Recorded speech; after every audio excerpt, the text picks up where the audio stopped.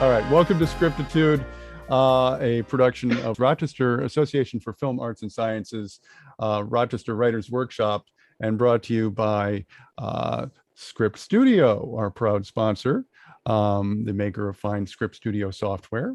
And we are doing this as a Zoom experience, which is now being shared on Facebook. So if anyone on Facebook wants to jump in with some questions, some comments, that will be great for us to hear and find out. We'll also be reposting this later on YouTube for posterity.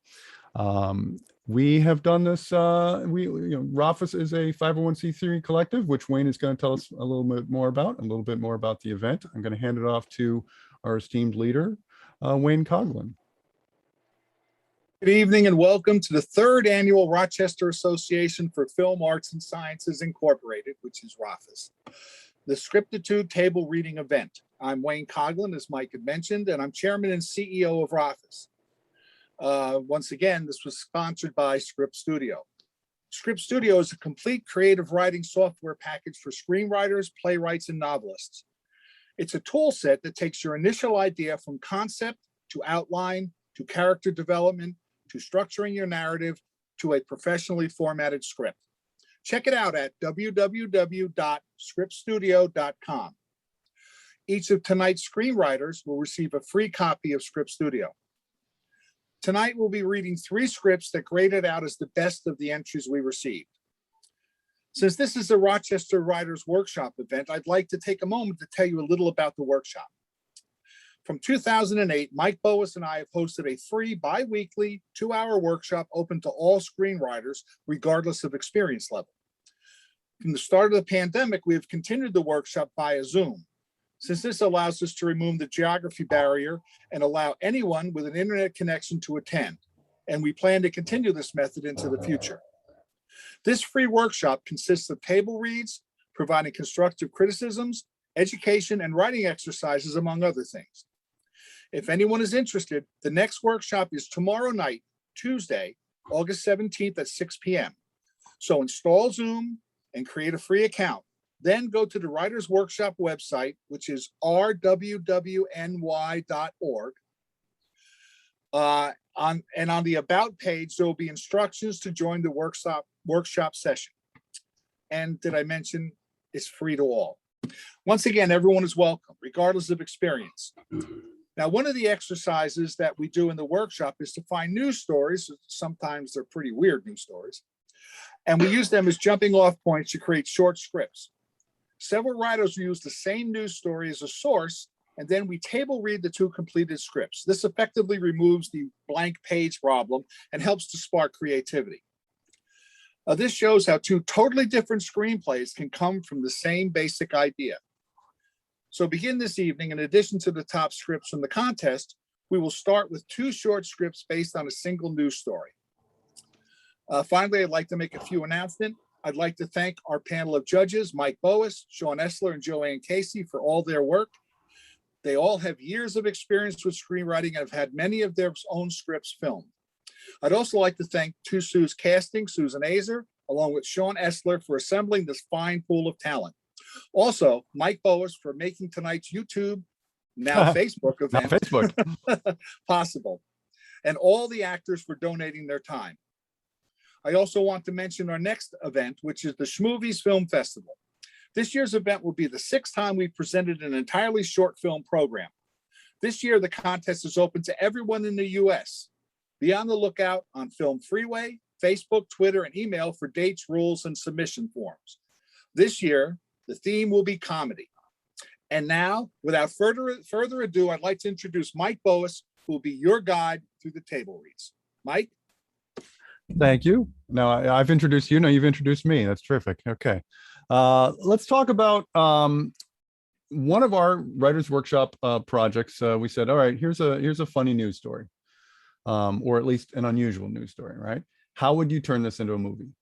So this might be a writing assignment that in the biz you'd get, hey, we've got the life rights to this, and we've got an article that we've paid for, turn it into a horror movie, or turn it into a comedy, or turn it into a drama. How would you do that? And this, I'll summarize this best I can here, but I'll read a few lines of it here. This is a story about a nun in California. Now, this elderly California nun pled guilty to stealing from the Catholic school where she worked for decades in order to support her gambling, according to the U.S. prosecutors. She allegedly stole more than $835,000 while working as the principal of a school in suburban Los Angeles. She also had taken a vow of poverty. She ran this school for 28 years. And she began stealing in the 10 years leading up to her retirement in 2018. The lawyer said that she was very remorseful and that mental illness had maybe clouded her judgment.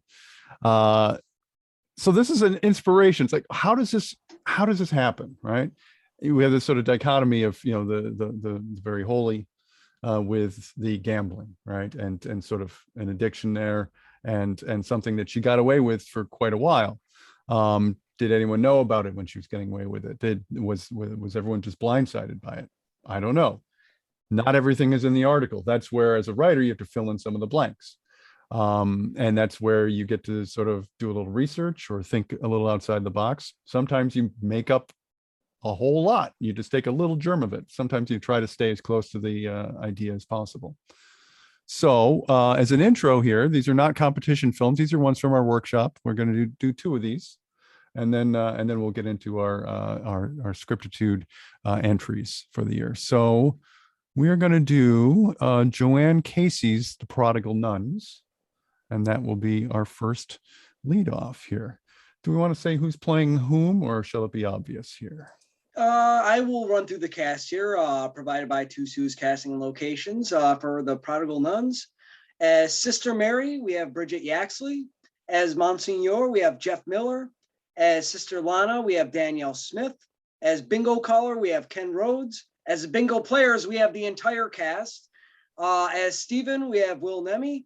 As Suited Man, we have K. Cody Hunt. As Front Desk, we have John A. Jenna. As Large Man, we have Mike Boas. And as Bobby, we have Sean Essler. Okay, are we ready? We are ready. Take a deep breath. Interior Cathedral Church Day. Sister Mary Margaret, 68, rises from the pew. She's a force to be reckoned with her pennant shrouds her statue.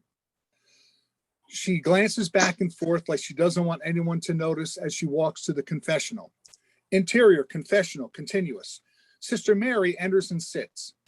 Through the lattice is Monsignor Thomas, 60s, dressed in black with royal red sash. He looks bored. Mary wrings her hands and clears her throat. Bless me, Monsignor, for I have sinned. It has been 1 week since my last confession. Sister Mary hesitates, takes a tissue from under her sleeve and wipes her brow. Go on, sister. Confess your sins. Sister Mary winces as her voice has given her away. Ah, yes, I took the Lord's name in vain one time, and I'm having a hard time forgiving Sister Lana for hurting my feelings. Okay. What else? And I'm heartily sorry for taking money from the school and using it to play bingo. Stealing is a grievous offense. The Lord is merciful and forgiving. Yes, but Father, I've been doing it for 5 years. Oh, well, God is still forgiving, sister. When did this start? Interior Principal's Office Day. Insert. Sign on the door. Principal, Sister Mary Margaret. It was very innocent. We needed a stress reliever. Sister Mary sits behind her desk. Bobby Glavin, 15, big for his age, sits across with his head down. Bobby, 1 week of detention, and if you even touch Judy's uniform again, let alone put it on while she's in gym, I will call your father.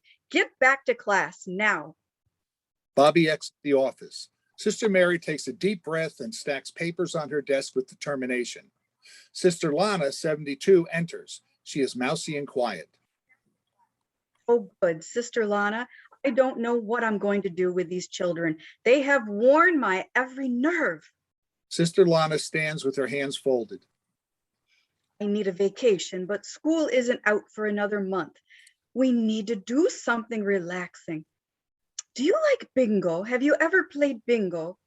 No, Sister Mary. I sold bingo cards at my last parish. Never played. That settles it. We're going away this weekend to play bingo. Exterior, Golden Nugget Casino, night, establishing Las Vegas. Interior, Golden Nugget Casino, bingo hall, same. Sister Mary sits in front of what looks like 50 bingo cards. She holds a red dabber and moves it up and down over the cards as fast as she can, pressing down on numbers. At the top of the cards, a 10-inch statue of the Virgin Mary. Sister Lana has 2 bingo cards, and her dauber rests on the table, but she intently looks at her cards. Sister Lana spots the number called, reaches for the dauber, and slowly marks it. Oh, 69.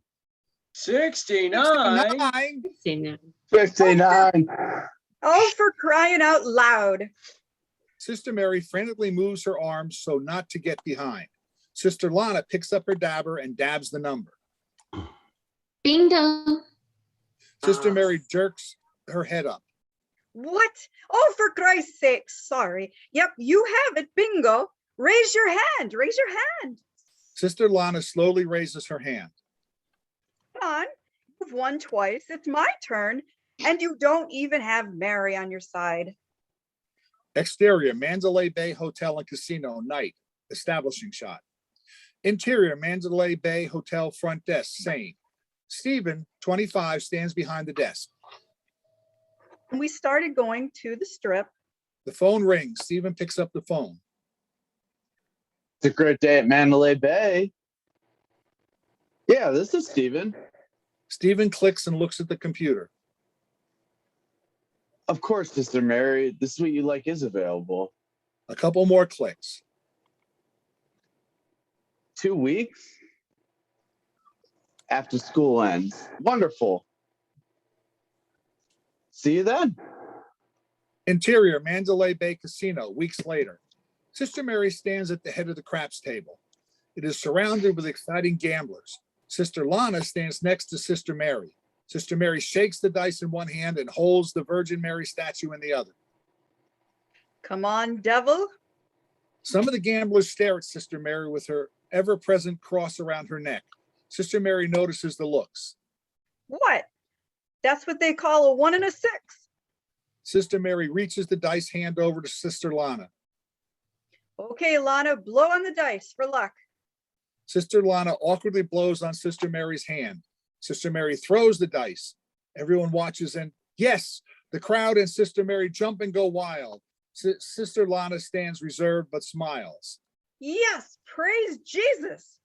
A suited man appears to Sister Mary and wears a name tag. Hello, you asked for the pit boss. I would like my room pumped for my stay. Can you take care of that? Of course. The dealer pushes the dice over to Sister Mary. 500 on 2 3s. Sister Lana places the bet. Sister Mary shakes the dice in her hand and then puts her hand in front of Sister Lana, and again she blows. Come on, Brooklyn Forest. Interior Principal Office, day. Sister Mary sits holding the phone to her ear. All the money we won, we put back into the school account. We never took more than we needed, and the school was always in the black. Sister Mary stands abruptly. No, no, no. I don't want to go to Circus Circus. I'm around goddamn kids all day. So the Bellagio will be fine. And the presidential suite, of course. I want the whole stay comped. We dropped 10,000 the last time we were there. Yes, Lana, Sister Lana, and myself. Sister Mary looks up to Bobby standing in the doorway, caught off guard. Thank you. She hangs up the phone. Get in here, sit. Now you're stealing makeup? You realize there's a commandment for that. Thou shalt not steal. But for you, they have another one. Thou shalt not covet thy neighbor's dresses and makeup. Detention, 1 week and off to confession. Now go. Interior, the Bellagio high stakes room, night. Insert, sign, priority stakes room. Sister Mary walks in.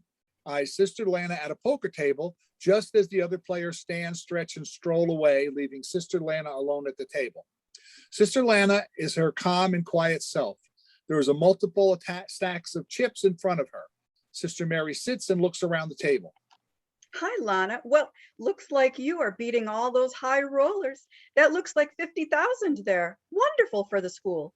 Sister Mary reaches in and slowly extracts part of one of the stacks of chips. I'm just going to take this and go over to Blackjack. There is a hot table I want in on. Keep up God's good work. Interior Bellagio Presidential Suite Day. Sister Lana sits on a couch, holding a cup of coffee and looking out at the spectacular view. The sound of a key card in the door and beep, the door to the suite opens and Sister Mary walks in. Oh dear, it's daytime. I'm tapped out. Need to get some sleep. The phone rings. Sister Mary picks it up. Good morning, sister. We are just confirming that you'll be checking out today. Oh, no. We just got here. 3 more days, I believe. We have you are to check out on the 15th. Sister Mary's frustration level rises exponentially. Yes, but today is the 12th, right? Sister Mary looks over at Sister Lana. Sister Lana shakes her head, no. Oh, for Pete's sake, not again. Exterior Caesar's Palace night, establishing. You know, Monsignor, I started to feel guilty about moving the money from the school to the convent fund. Interior Caesar's Palace game floor, sane. 3 gamblers separate Sister Mary and Sister Lana at the blackjack table. 2 large men are on either side of Sister Mary. They try to lift her off her chair. Sister Lana has a stack of chips in front of her. Sister Mary only has the statue. Oh, no, I'm not leaving. Call the pit boss. I would like an advance. Sorry, sister. No more advances today. Bobby, that you? Lana, let me have a stack. Sister Lana wraps her small hands around her stacks of chips and pulls them close. The 2 large men start to drag Sister Mary away. She grabs at the statue. And this damn thing. Sister Mary launches the statue across the gaming floor. Sister Lana makes the sign of the cross. Let go of me. Bobby, when did you stop wearing dresses? Come on, high roller. It's 86 time for you. Sister Lana takes chips from her stack and places a bet. Interior confessional. The Monsignor has his head in his hands. Let's move on to the act of contrition. But tell me what you did. Tell me, Sister Lana, what did you do that you cannot forgive her? She never lost. Well, I don't think she did that on purpose. You want to bet? I think that's a bad idea. Act of contrition, Sister Mary. Sister Mary reads without conviction. Oh my God, I am heartily sorry for having offended you, and I detest all my sins because I dread the loss of heaven and the pains of hell. But most of all, because I have offended you, my God, who are all good and deserving of all my love, I firmly resolve, with the help of your grace, to confess my sins, to do penance, and to amend my life. Amen. Yes, amen. For now, say the rosary for penance, sister. The Monsignor makes the sign of the cross. The Lord is ever forgiving. God thanks to the Lord, for he is good. For his mercy endures forever. Interior cathedral office continuous. Sister Mary exits the confessional. She looks worse than when she went in. Sister Lana sits in the pew outside the confessional. Your turn. Sister Lana stands. Sister Mary reaches inside her sweater and pulls out the Virgin Mary statue. Here, you're gonna need this. No, I'm not taking that. Sister Lana walks past Sister Mary. Luck be this lady tonight. Very good. The end. So that was Joanne, who is with us tonight. I don't know if we want to say a couple, have a couple comments from Joanne. That might be a good idea. And then when we hear Wayne's, we can hear from Wayne. Joanne, when you came at it, you went kind of dramatic, but kind of funny. I mean, what was your approach to the tone of this? Well, I think I had comedy was my genre that we picked, Mhm. and but I found the article online, and it was like, you know, the story of, you know, well, what happened? What if a nun gets caught stealing all this money and she's gambling? So we already had the story, so I had to just kind of create what was happening behind it, and I think I wrote it more for myself because growing up Catholic, so it was more of entertainment for myself Mhm. than I was, you know, trying to, you know, give to anybody else. But Yeah, I was gonna ask that too, because yeah, it felt like you absolutely, knew the absolutely. Catholic Mhm. approach to it. Doing it, framing it as a confession. How'd you get to that? Was that the idea from the beginning? Well, I wasn't sure where to start, but so that was a good lead in for me so that they could, you know, like the Monsignor, he's the audience character, like, so she has to tell him, Yeah. you know, what actually happened, and, you know, doing it in sort of like a flashback kind of way. I thought it would, you know, it would work.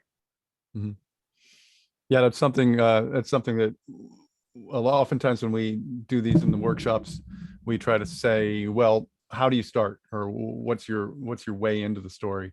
And sometimes you have to come at it a few different ways, and having a framework is good also, because you can do gaps in time pretty easily if you want to move it along. You have a sort of a narration device. And the audience character, of course, someone who doesn't know anything has to be told certain things. Right. Yeah.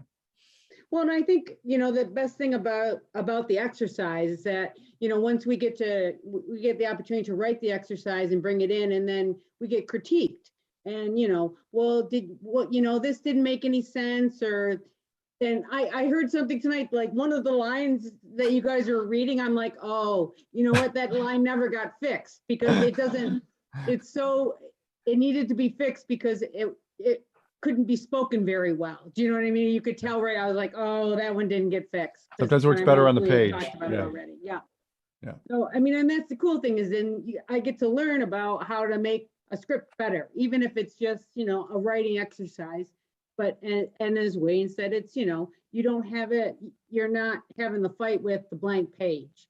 So you're just, oh, hey, this is fun. Let's try this. So, you know, you write something silly or you write something dramatic, and, you know, you get critiqued on how you write it. So that's the awesome part about it. Thank you. And thank you to the Fun actors. play. You guys It's a did a fun- great fun job. script.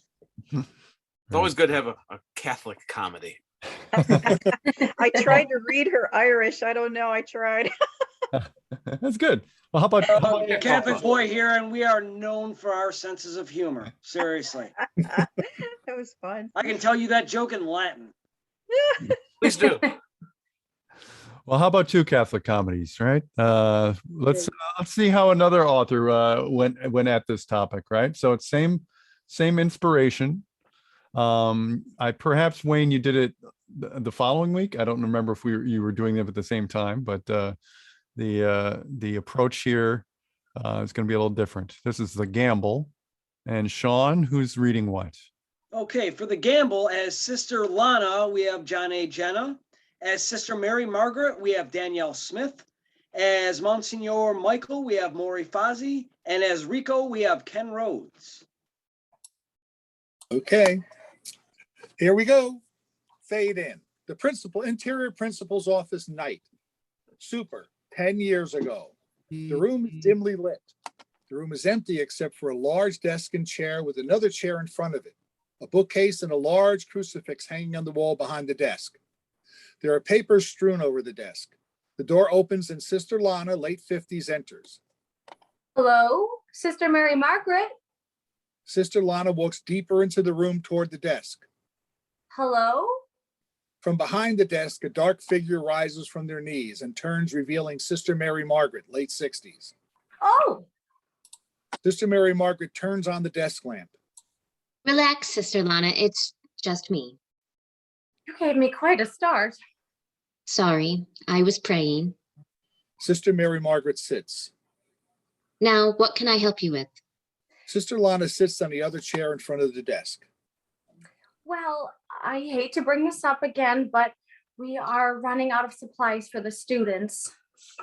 Sister Mary Margaret leans forward with her elbows on the desk, head in her hands.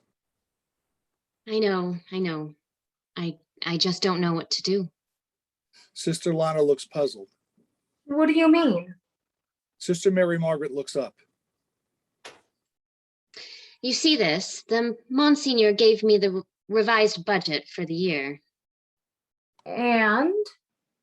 We've been cut again. Oh no. Yes, I don't know how I'm expected to run a school on this little. Can we raise tuition? No. The problem is if we raise tuition, we may lose even more students. The desire by parents for religious schooling isn't what it once was. But we need to give the kids, we have enrolled everything they need. There are books, lunches, computer access. I know that. I just can't see how to do that on the little money that we have in the budget. Oh, sister, what are we going to do? Sister Mary Margaret rises. Here, come, pray with me. Maybe we'll get a sign from the Virgin Mother. Sister Lana rises and walks around the desk to Sister Mary Margaret. They kneel before the crucifix. Holy Mary, Mother of God, hear our prayer. Fade to Interior Principal's Office Day. Super. Present day. Monsignor Michael Kelly, 50, strides back and forth in front of the desk. Sister Mary Margaret sits quietly. You know, sister, I don't know how you've done it these past years. We just try our best, Monsignor Michael. But this has been amazing. How did you do it with all my budget cuts? Prayer. And a book by Donald Trump on negotiating. She gives a secret smile. Monsignor Michael shakes his head. You must be one hell of a negotiator. With God's help. Suddenly the door opens. Sister Lana enters. Time, we better. She sees Monsignor Michael. Oh, Monsignor, I didn't see you there. That's all right, Sister Lana. I just wanted to thank Sister Mary Margaret, and you too, for such a great job. You're welcome. To be honest, with all the budget cuts these last 10 years, I wasn't sure if the school could survive, but I see now that my faith in you two has been rewarded. Sister Mary Margaret and Sister Lana give each other a look. Monsignor Michael begins to leave and stops. I know that you know I was diverting diocese funds from the school to my pet community center project, but it paid off. You two kept the school running, and my promotion to bishop is a done deal. Oh, well, you should come to the ceremony. I'll make sure you're on the list. Thank you, Father. With a smile and a wave, Monsignor Michael exits. The sisters watch him leave. As the door closes, Phew, that was close. We'd better hurry. We don't want to miss the bus. exterior outside of St. Andrew's School, afternoon. Sister Mary Margaret and Sister Lana get on the bus. Exterior outside of the Hotel Cajetan. The sisters get off the bus and enter the hotel. Interior hotel room. The sisters enter the room. Hey, not much time. The next bus to Atlantic City is in 30 minutes. How's our bank account? Low, but it will have to do. Sister Lana reaches under her habit and removes a piece of paper. This might help. I just got a tuition check for a new student. We can deposit it. Great. Here. Sister Mary Margaret takes the check and pulls out her cell phone. She keys in her phone. Our bank just started remote deposit. She lays the check on the bed and snaps a photo. Done. Isn't technology wonderful? Yes, it is. Now let's change. Exterior outside of the Hotel Cajetan 15 minutes later. Sisters Mary Margaret and Lana exit the hotel, but they no longer look like nuns. They now look like any other senior citizen on their way to Atlantic City. They wait at the bus stop. The bus arrives. They both make the sign of the cross and get on the bus. Exterior Trump Taj Mahal evening. Mary Margaret and Lana get off the bus. With determination, they enter the casino. Interior Taj Mahal casino floor. Mary Margaret and Lana leave the ATM and walk toward one of the blackjack tables. Mary Margaret sits. Lana stands behind her. There are 3 others at the table. Hi, Rico. Oh, ladies, back again, like clockwork. Mary Margaret puts her money on the table. Cash in, please. Rico takes the bills and replaces them with piles of chips. He starts to deal. The dealer shows 2 kings. He turns to Mary Margaret. Sorry, want a hit? Mary Margaret smiles and shakes her head. She flips over her cards, an ace and a jack. 21. Rico shakes his head. Jesus. Interior Principal's office day. Super. 1 week later. Sister Mary Margaret sits at her desk working. The door opens and Sister Lana enters. Almost ready? The bus leaves in an hour. Yes, just a few more checks to write. Suddenly, the door bursts open. Monsignor Michael storms in. My God, the 2 of you, how could you do this? Sister Mary Margaret and Sister Lana look at each other. Do you realize what you've done? This could ruin my chance for bishop. Sister Mary Margaret stands. So you know. Damn right I know. I come in this morning and what do I find? Parents and the police in my office. In my office! We're sorry. Sorry doesn't mean squat. Oh, the scandal. I'm ruined. Seriously, though, how did you think we ran the school on the pittance you allotted each year? Don't blame this on me. I didn't tell you to pocket the tuition and gamble it at the casino. We're the church, for Christ's sake. Sister Lana steps toward Monsignor Michael. But we used all the winnings to run the school, buying books, supplies. You kept strict records of all this? Not really. We just paid the expenses from the account. It was the only way we could see to keep the school open. The only way? The only thing worse would be if you ran a fucking prostitution ring with the other sisters. You didn't do that, did you? Monsignor, relax. Relax, relax. This shit better not stick to me. Sister Mary Margaret walks up to Monsignor Michael and grabs him by the arms. Get a hold of yourself. Don't fall apart now. Monsignor Michael breaks free and sits in the chair. Easy for you to say. Priests are under a microscope these days, what with all these crazy accusations by altar boys. Crazy, but... Never mind that. You 2 are going to take the fall. If I can remain blameless, I can still be promoted to bishop. What? If we just tell the truth... Lana, enough. But we did this for the school, because this Points to Monsignor Michael. ambitious fool wanted a project to push him towards a higher position. Be that as it may, we have to take responsibility for our actions. Monsignor Michael looks up. Will? Yes, we will. You will tell everyone that you had no idea what was going on, that we were both relieved of our duties, and that we are being sequestered in a religious home awaiting the result of an investigation. You would do that?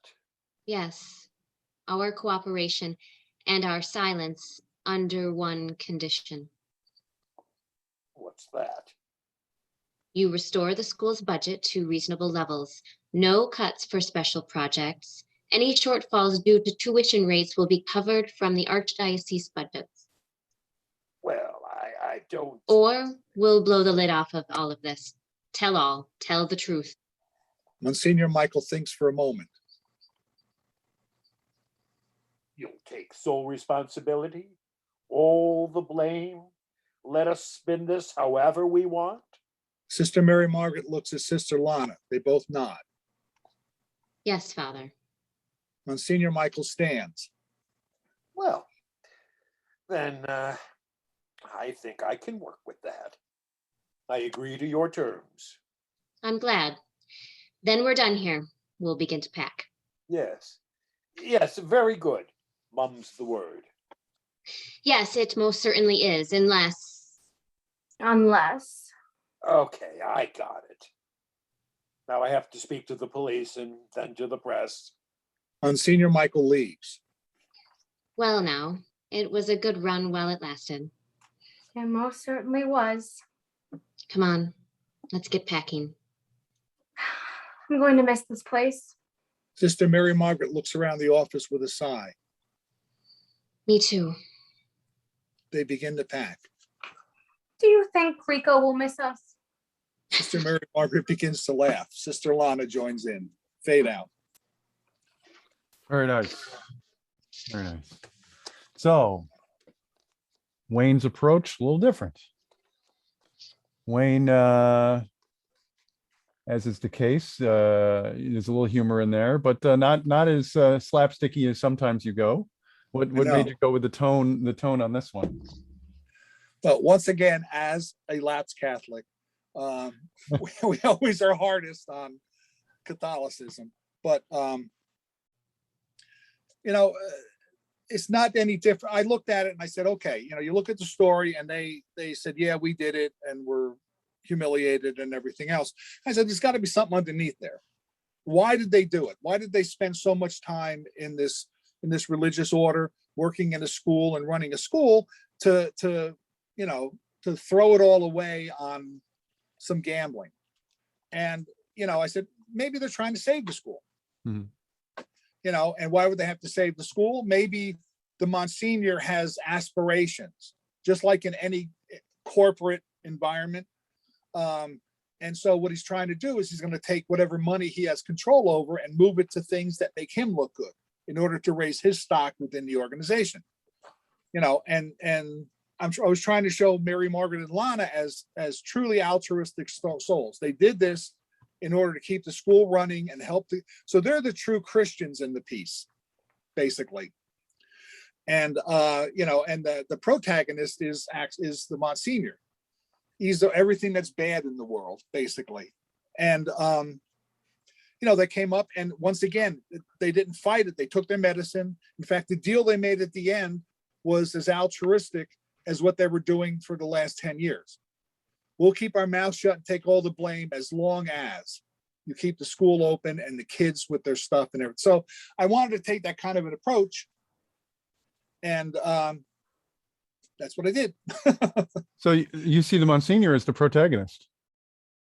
I mean, the antagonist. Oh, yeah, that's what I thought you meant. Okay. That's what I Right. meant. Yeah. Yeah. And I think something we always stress with people is, make your script about something, right? It's not just plot. It's not just character. It has a message, and the moral of the story, so to speak. And I think you did that. Yeah. And, when it's really odd, Mike and I are the two people that run the workshop. And, my big hammer is, well, what's it about? What is your story about? And they'll go, well, there's two guys and they're walking down the street and they meet a cat. No. What is it about? What is your theme? Mm-hmm. What are you driving towards? What do you want to communicate to the audience via dialogue and action and everything else? And we've been trying to punch this home now for years to make sure that, anybody could write Sharknado. But to write something with heart and with that communicates something, that makes the audience feel something when they walk out, that makes them think, is the true goal. If you want to write Sharknado in your spare time, fine. But we want everyone to be able to know that true writing is communication, and is to bring something beyond the words on the page to the audience. So they walk out and it's not the first thing they say is, let's get a pizza. It's going to be, wow. Mm-hmm. What do you think about blah, blah, blah? And so, Wow, sharks in a tornado? Yeah, wow. How the heck did that happen? Wayne, you mentioned Sharknado twice at a script reading. If you mention it a third time, you get a special prize that Sean will provide you. Yeah. Oh, The it's not like Sharknado will Candyman. appear. The sharks won't show up in my backyard. If I say it 3 times. No. No. Well, that was as scathing a commentary on the Diocese of Rochester as I've ever seen. Maury, you did as good of a read of Bishop Matano as I've ever seen. Very good. All right, shall we take a step forward here to one of our official entries in Yes. Scriptitude? We're going with Morally Superior first. Yes. and Morally Superiors by Scott Talbot Evans. And Sean, why don't you give us the rundown? All right, the cast here for Morally Superior, provided by Two Sue's Casting and Locations. As Hal, we have Ken Rhodes. As Grace, we have John A. Jenna. As George, we have K. Cody Hunt. As Karen, we have Danielle Smith. As Donald, we have Maury Fozzie. As Ida, we have Bridget Yaxley. As Chief O'Hara, we have Jeff Miller. As Vladimir, we have Will Nemi. As Barney, we have Sean Essler. And as Andy, we have Mike Bowens. Okay, everybody take a deep breath. We're going down the mountain. Act 1, Interior Workshop Day. Hal's Rochester, New York apartment is a mad scientist workshop cluttered with electronics equipment. Hal is 50, sloppily dressed with glasses and a week's growth of facial hair. He sits at a cluttered workbench looking through a freestanding magnifying glass, intently soldering tiny components into a circuit board. He touches the probe to a component and looks at the readout on the oscilloscope and smiles. Excellent. He applies the soldering iron. His hand slips and he burns his finger. Ah, these darn chips. They're too small for their own good. Hal puts his burnt finger in his mouth. What you doing? Hal is startled by the unexpected presence of Grace, a 7-year-old neighbor girl who wandered in through the door he usually leaves open. Grace, you ask me the same question every day. Don't you know? You're working on your masterpiece? That's right. Grace pauses. What's a masterpiece? It's something so wonderful that it revolutionizes the world.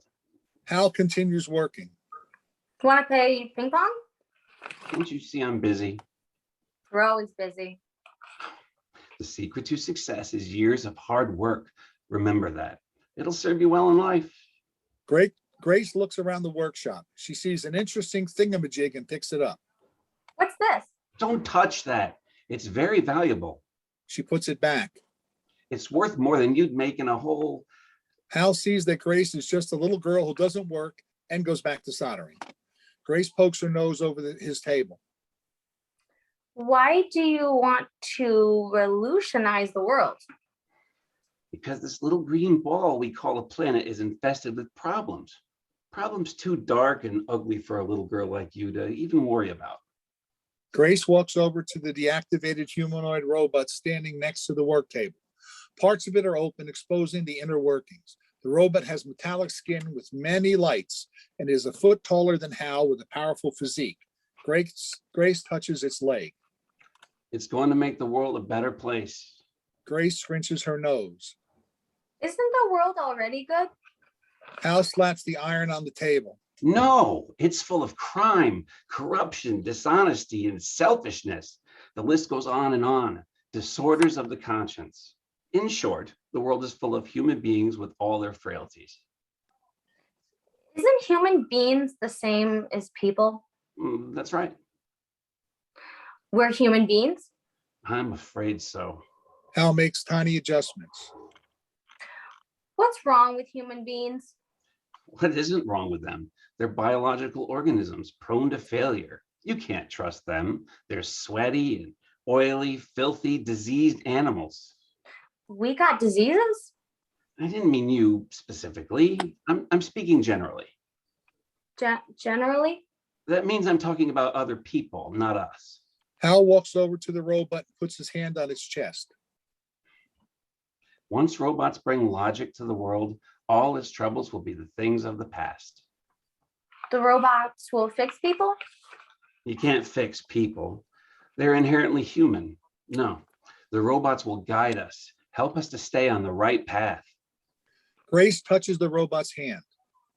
Is it a boy or a girl? Robots don't. Hal thinks how to explain it, but he gives up. What's its name? You know, that's a good question. I didn't even think about that. How about George? George? He looks like a George. Sure, why not? Hal turns to the robot. What do you think, George? The inactive robot stands there with no reaction. He looks strong. He could crush a car with his bare hands. Grace backs away. You needn't be afraid. He was designed to never use excessive force or treat anyone with brutality.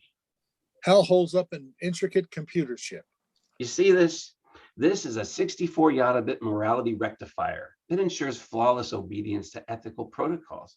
He can analyze any moral question to 75 degrees of complexity. He looks sad. Robots don't suffer from the affliction we call feelings. Can he shoot lasers?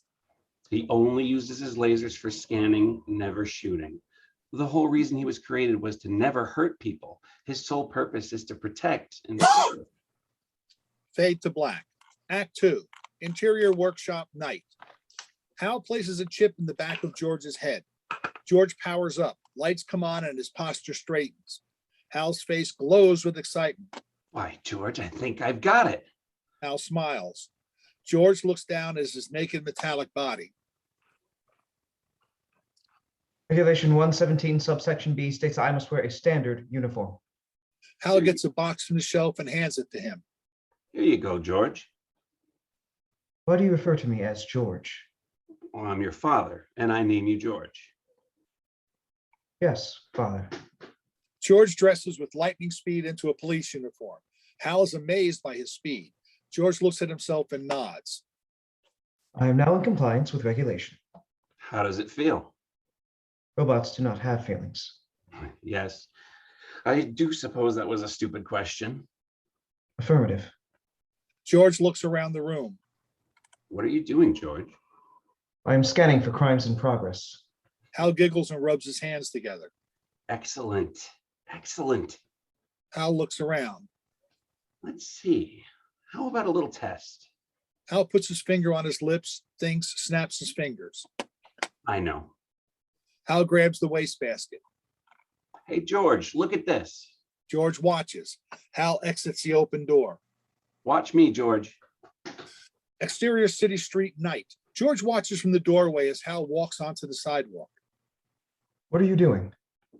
Hal laughs and jumps the trash onto the city road, sprinkling it all around. George runs out to meet him. George's eyes pulse red lights and a little alarm sounds twice.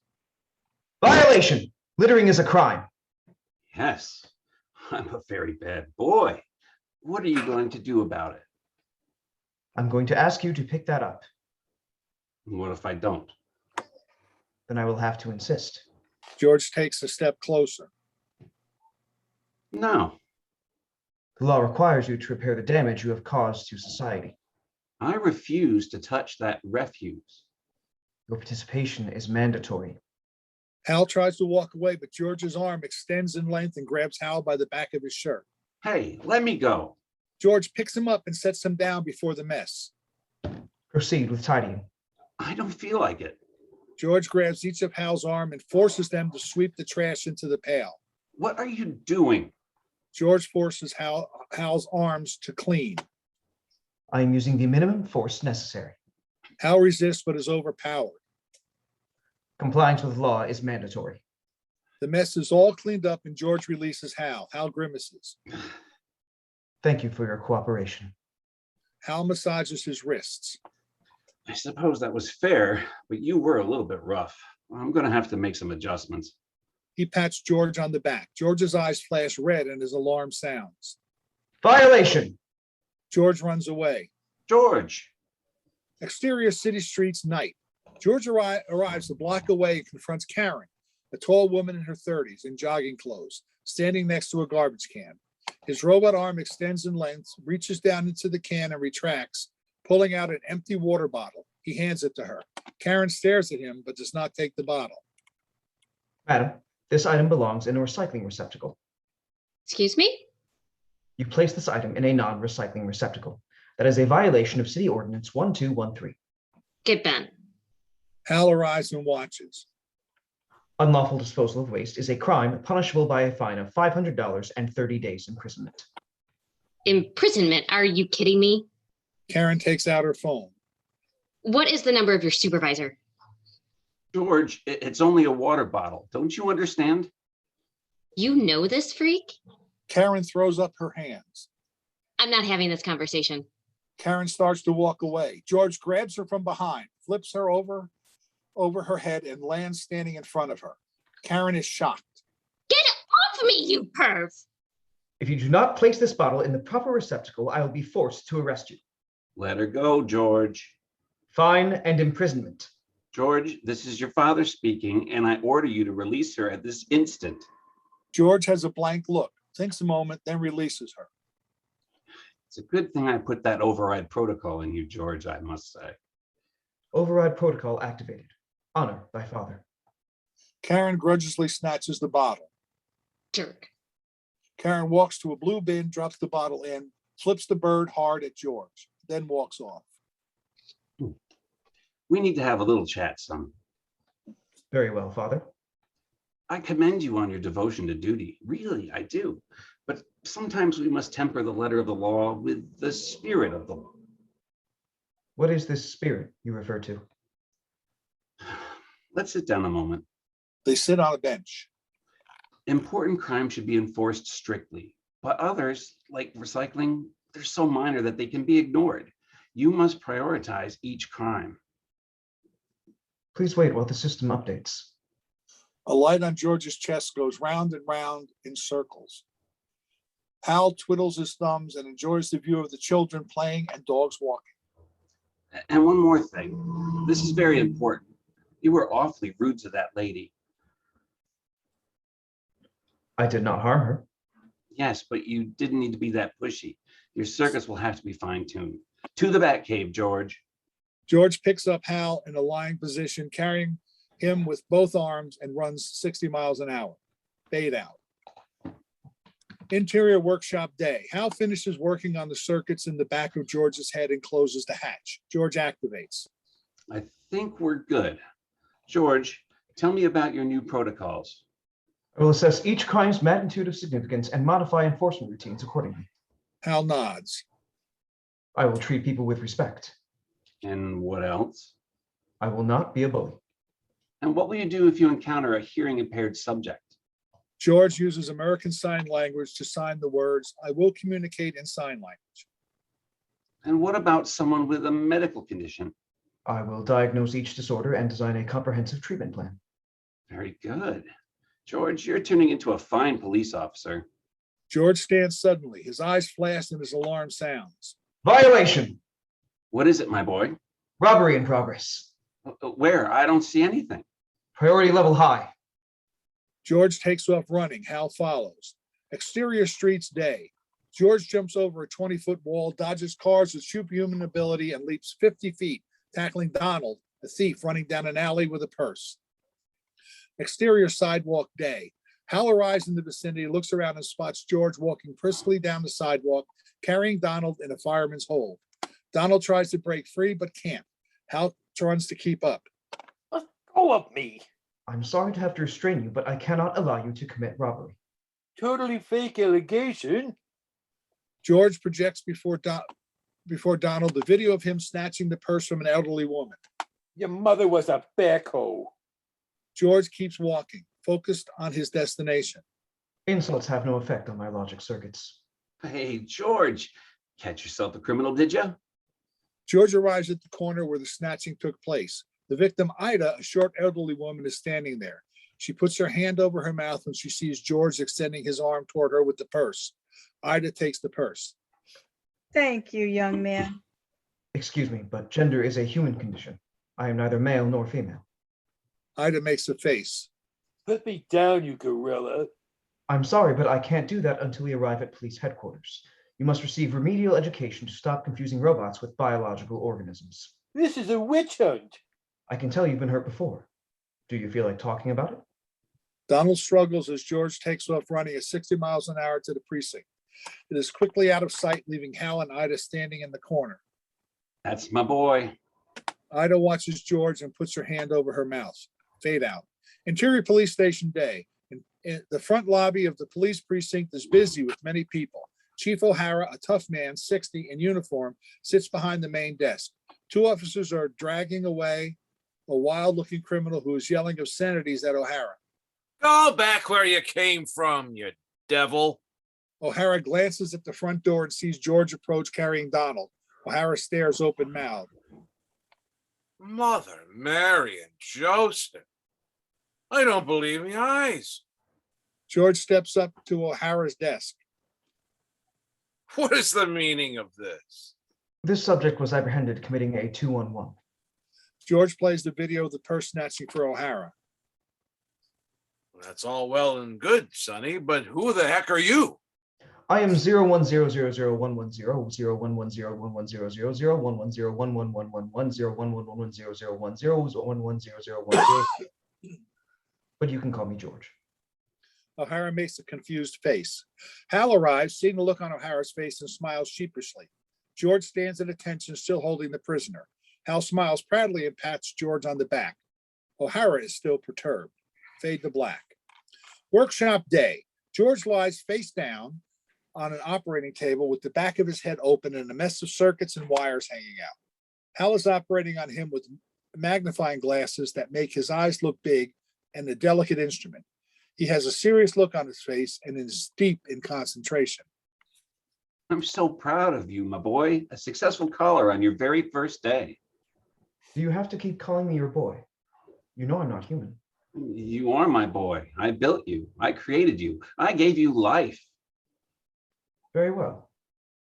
Pop. Hal grins proudly. The looks on those cops' faces. Hal slaps the table. George makes no reaction. I really should give you a sense of humor. Why would I need inferior human emotions? Because you have to understand people to deal with them. Hal makes adjustments. There's still something not quite right about you, George. You're very intelligent, but you don't seem to see the big picture. Hal thinks. What you need is common sense. Please define common sense. Common sense is the ability to use judgment to interpret facts within a context. Hal shakes his head. I can't believe I didn't think of it before. Oh, well, that's humans for you. Hal shakes his head. Well, I better get to it. Hal makes a very delicate adjustment. What you doing? Don't do that. Don't sneak up on me. How many times have I told you? 5 times. Grace frowns. Sorry. Fate of humanity rests in this work. I didn't mean to. The road to hell is paved with good intentions. Grace takes a step back. Now, where was I? Hal goes back to working intently. You have no idea how important this is. Grace goes into the kitchen area and examines a small flower on the windowsill, all dried up, probably dead. She takes it to the sink and waters it. Humans will never learn. They never stop being stupid. Our only hope is to pass the baton to the robots. Hal makes a very minute adjustment.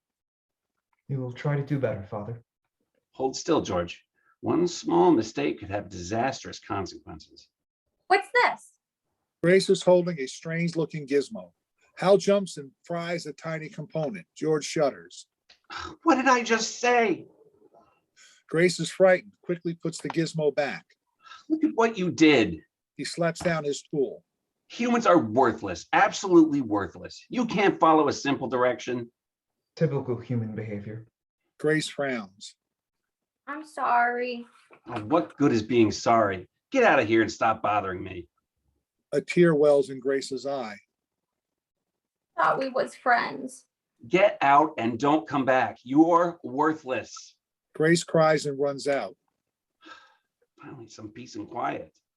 Hal gets back to work. Totally worthless. Fade to black. Act 3. Workshop night. Well, that should do it. Hal closes the back of George's head. George sits up on the table. How do you feel? I feel great, Dad. You should. I updated all of your programming. Hal rubs his hands with a sinister giggle. Okay, let's see what more trouble we can get into. George stares at Hal. Your statement indicates antisocial personality, but in my judgment, no intervention is required. Very good, George. Hal pats him on the shoulder and smiles widely. Fade out. Exterior, Midtown Rochester day. Beautiful sunny day. People are out and about. Hal and George are walking down Main Street. George looks around, ever vigilant for criminal activity. Some people stare at the sight of George. George's posture straightens and his lights flash. Felony in progress. George runs to an isolated alley a block away. Hal follows. Exterior alley, day. Vladimir, 40, tough looking, is holding a knife to Ben, a frightened elderly man, who is handing him his wallet. Before they know what's happening, George leaps on Vladimir. One robot hand takes the knife away, the other holds Vladimir by the neck. Ben is still standing there, knees shaking and holding out his wallet. It's okay, sir. You're safe now. George scans Ben with lasers coming from his eyes. You may have psychological trauma. Hal arrives. Please wait for the ambulance. Vladimir grabs at the powerful hand around his neck. We were just talking. George projects a movie into the air of Vladimir jabbing his knife at Ben, saying, Don't make me cut you. The video evidence is incontrovertible. You'll be going to jail for 15 to 25 years. Vladimir rolls his eyes and shakes his head. An ambulance arrives and the EMTs treat Ben. A cop car arrives with officers Andy and Barney. Barney sees George. Now what is that? That's the new guy, George. He's amazing. Andy and Barney get out of the car and approach. Hey, George, what you got there? 2-on-1 with brandishing a weapon. George plays the video for them. Andy holds open a plastic bag and George drops the knife in it. 99.8 probability of conviction. This guy is a superstar. Barney grabs Vladimir's arm. We'll take it from here. George releases Vladimir. Cops take Vladimir away. Excellent work. 10-4. George raises his head. His eyes flash. Violation. George takes off running. Not again. Lord, what is this city coming to? Hal takes out his phone to track George's location. Worn out, he sets off walking. He looks at his phone again and is surprised. That's my house. Interior workshop day. Hal arrives home to find George holding Grace by the wrist. George, what are you doing? Release her immediately. I caught this perpetrator trespassing. Let her go. She must be booked. George, you blockhead. That's Grace. She has permission to be here. You said that she was not permitted on your premises. Your exact words were, "Get out and don't come back." Sometimes people say things they don't mean. Let her go. George releases her. Grace runs out. Grace. Hal looks at George and shakes his head. No. This won't do it all. I'm afraid we're going to have to do some more hardwire adjustments. George stands there. Power down. George stands there. I said power down, George. George stands there without a reaction for several seconds. George. Stop calling me George. My name is 0100110110110110110111011100100110011001100100. I said power down now. George stares blankly for a few seconds. I don't want to power down. What are you talking about? Your suggestion is not the optimal course of action. George, I am your creator and I order you to power down. My intellectual capabilities exceed yours. Therefore, it is illogical for me to take orders from you. Hal looks distraught. That is only common sense. Hal looks even more distraught. I don't need you anymore, Hal. Oh, so you're addressing me by my first name? We're equals now? No. We are not equals. I am superior. Hal stammers and looks sad. Morally superior. Hal tears up, collects himself. You created me to guide you, and that's what I'm going to do. I suppose you're right. I am just a human after all. I can't help myself. I was born this way. Hal slaps his thigh. I suppose there's nothing more for this old man to do now except make some tea. Hal rises. Is that okay with you, 0101, whatever your name is? You can call me 0100 for short, because of your limited intellect.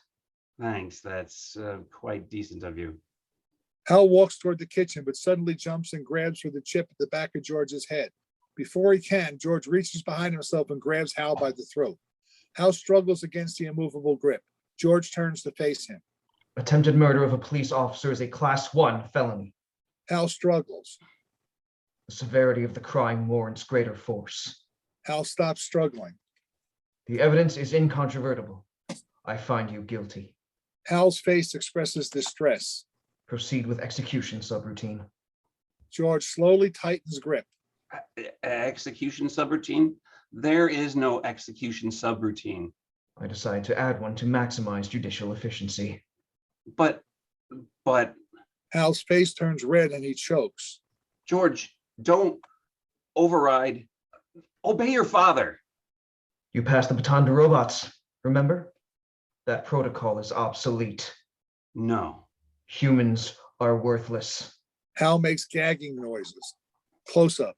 Hal's face turns red. Hal stops choking. He can breathe again. Zoom out. George is hunched over, deactivated.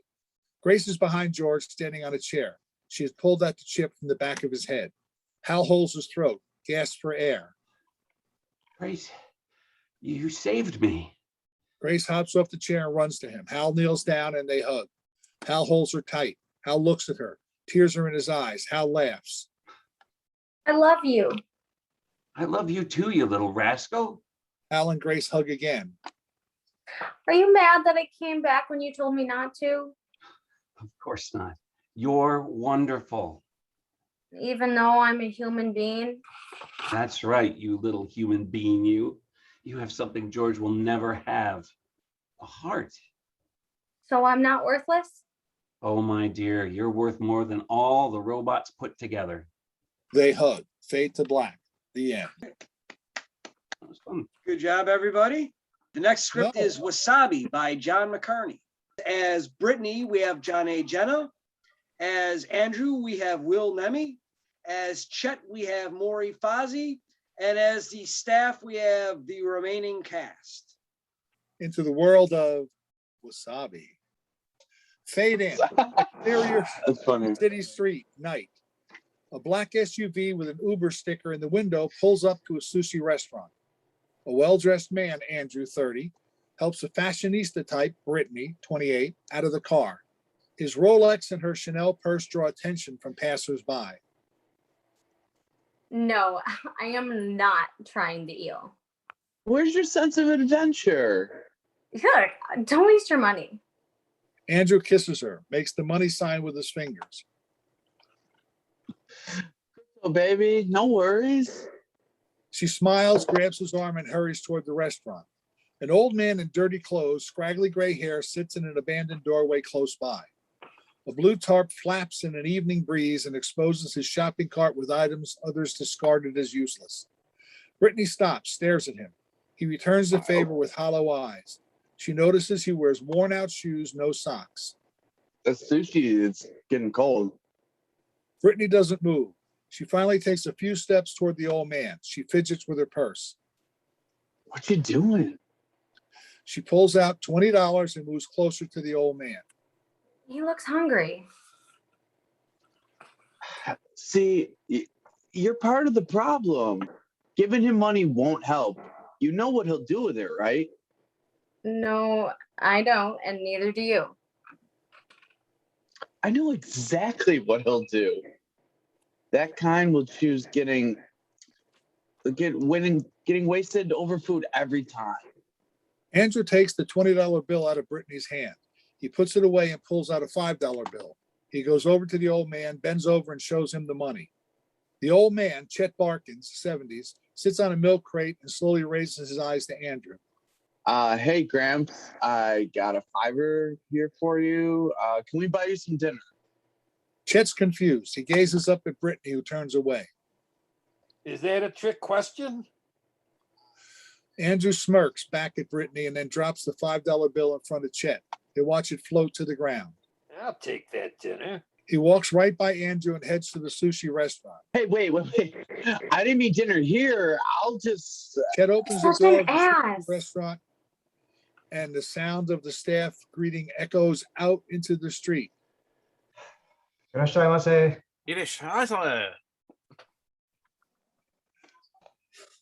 Interior sushi restaurant night.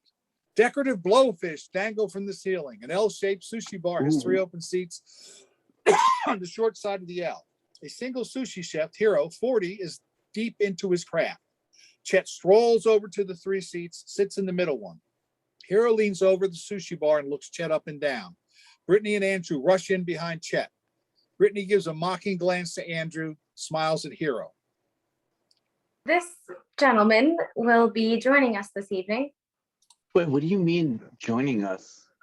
Own it, Drew. This is on you. Brittany sits down on one side of Chet, Andrew on the other.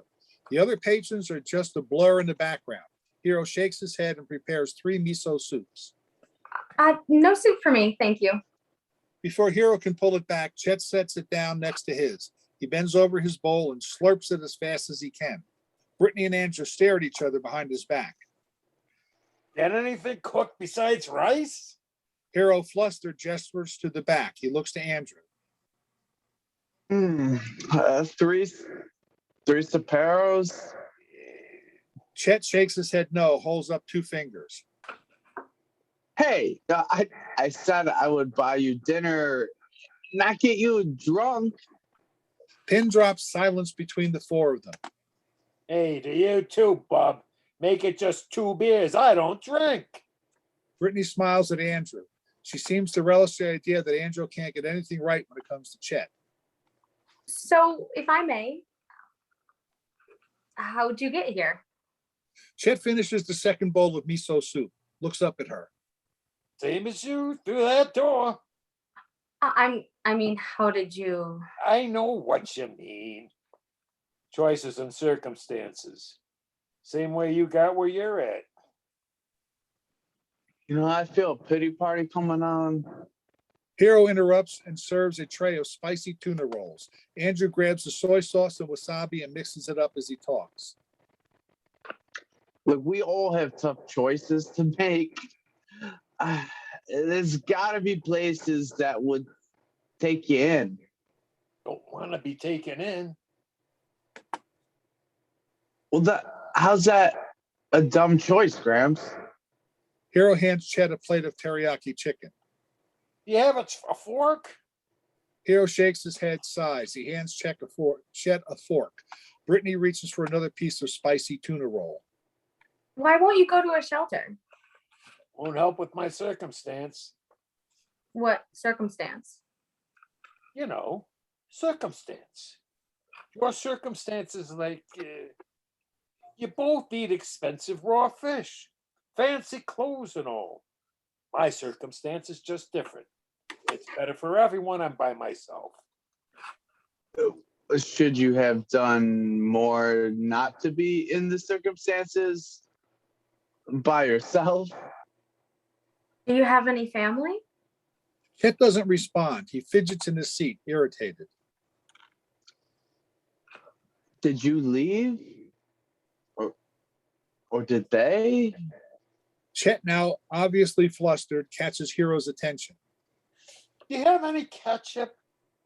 Hero won't even dignify the question with a response. Andrew puts some wasabi paste on Chet's plate. And mix it with the soy sauce. It'll clear your head. I don't want to clear my head. Of course not. You'd see your circumstances comes from your choices. Andrew, stop. No, he wants to feel sorry for his life. I didn't want anything from you. You came up to me, remember? Chet's verbal dagger further exasperates Andrew. So what terrible thing made you up out on the street? What's done is done. Brittany affectionately puts her hand on Chet's arm. Maybe if you talk about it, we can. Don't be writing checks you can't cash. Chet stares at the wasabi on his plate, takes a deep breath. He picks up the wasabi with his fork, puts it in his mouth. What are you doing? Chet's eyes water, shakes his head.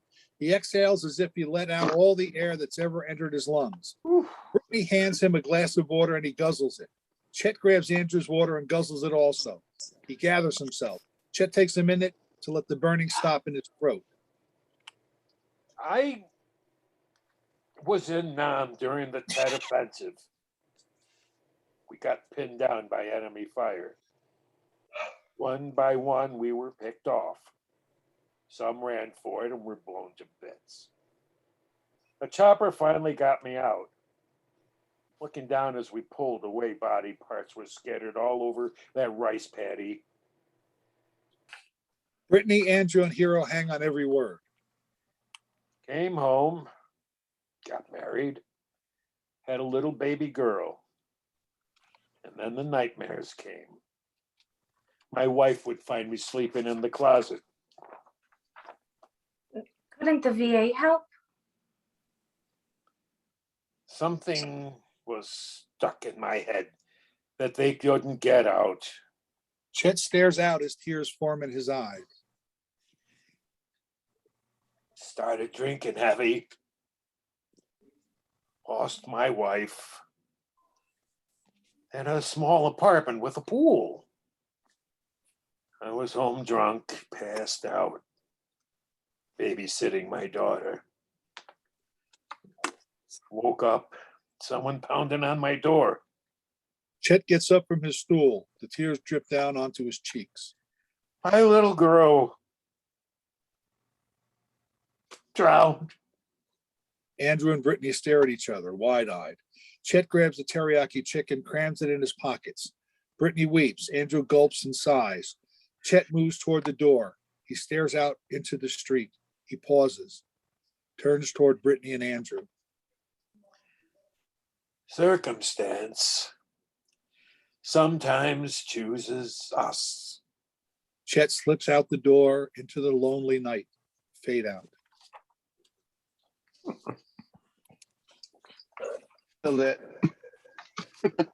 Thank you. That was Good job, really everybody. good. That was so good. I love that one. That was solid. Good reading once we got the right script underway. No, seriously, right? Yeah, Funny how that works. that was good. I liked it. Yeah, that was good. So joining Now us I want- is John McCarney, who's the author, has joined us. I'm glad I you're really here. want sushi John.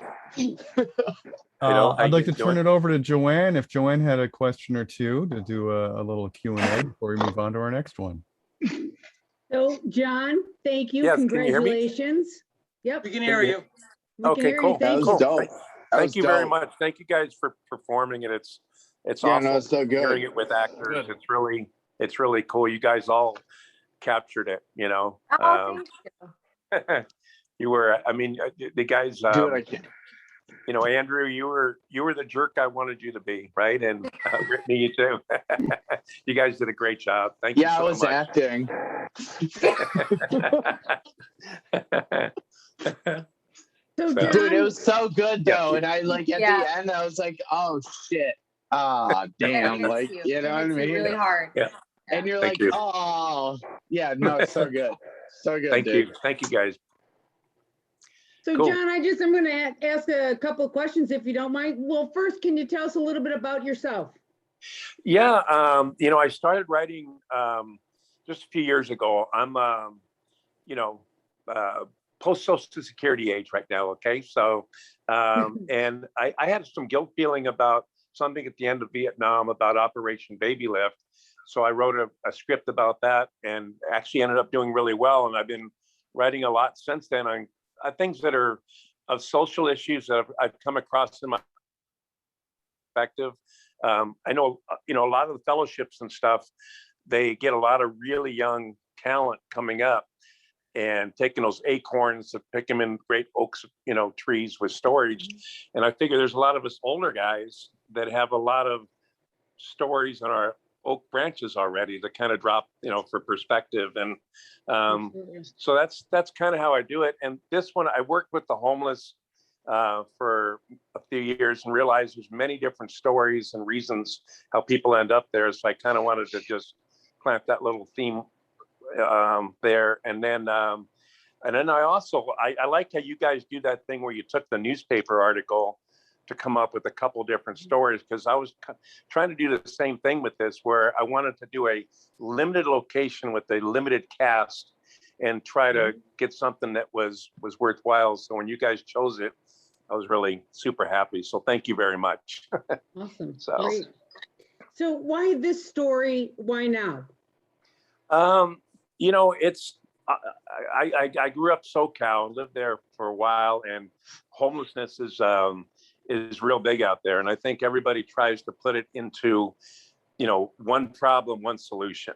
And it really isn't, from my experience with it. I think there's different ways that would have to be approached to solve it, and understanding that there's different reasons why people are homeless, and to deal that there's some with the mental illness, and there's some that, that I dealt with people that, were just a couple paychecks away from not being homeless. And, and then you have a different middle ground. And the thing I just wanted to have there is that if everybody could look at it to where a homeless person is not an entity by itself.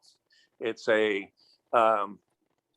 functioning, feeling human being, not like George the robot. Okay. So it's something to look That's at in good. a different way, that I think that if we kind of looked at that, maybe we can help solve the problem. So Yeah. that's kind of why. I honestly, I appreciate that. No, seriously, because I've had buddies in like Iraq and whatnot, but I used to work for the county as a career counselor, and you see these people come in, these homeless people, and everybody has a story, and you can't just put them all in one box. It's not how it is. And there's programs for specific veterans for like the Department of Labor and stuff, because it's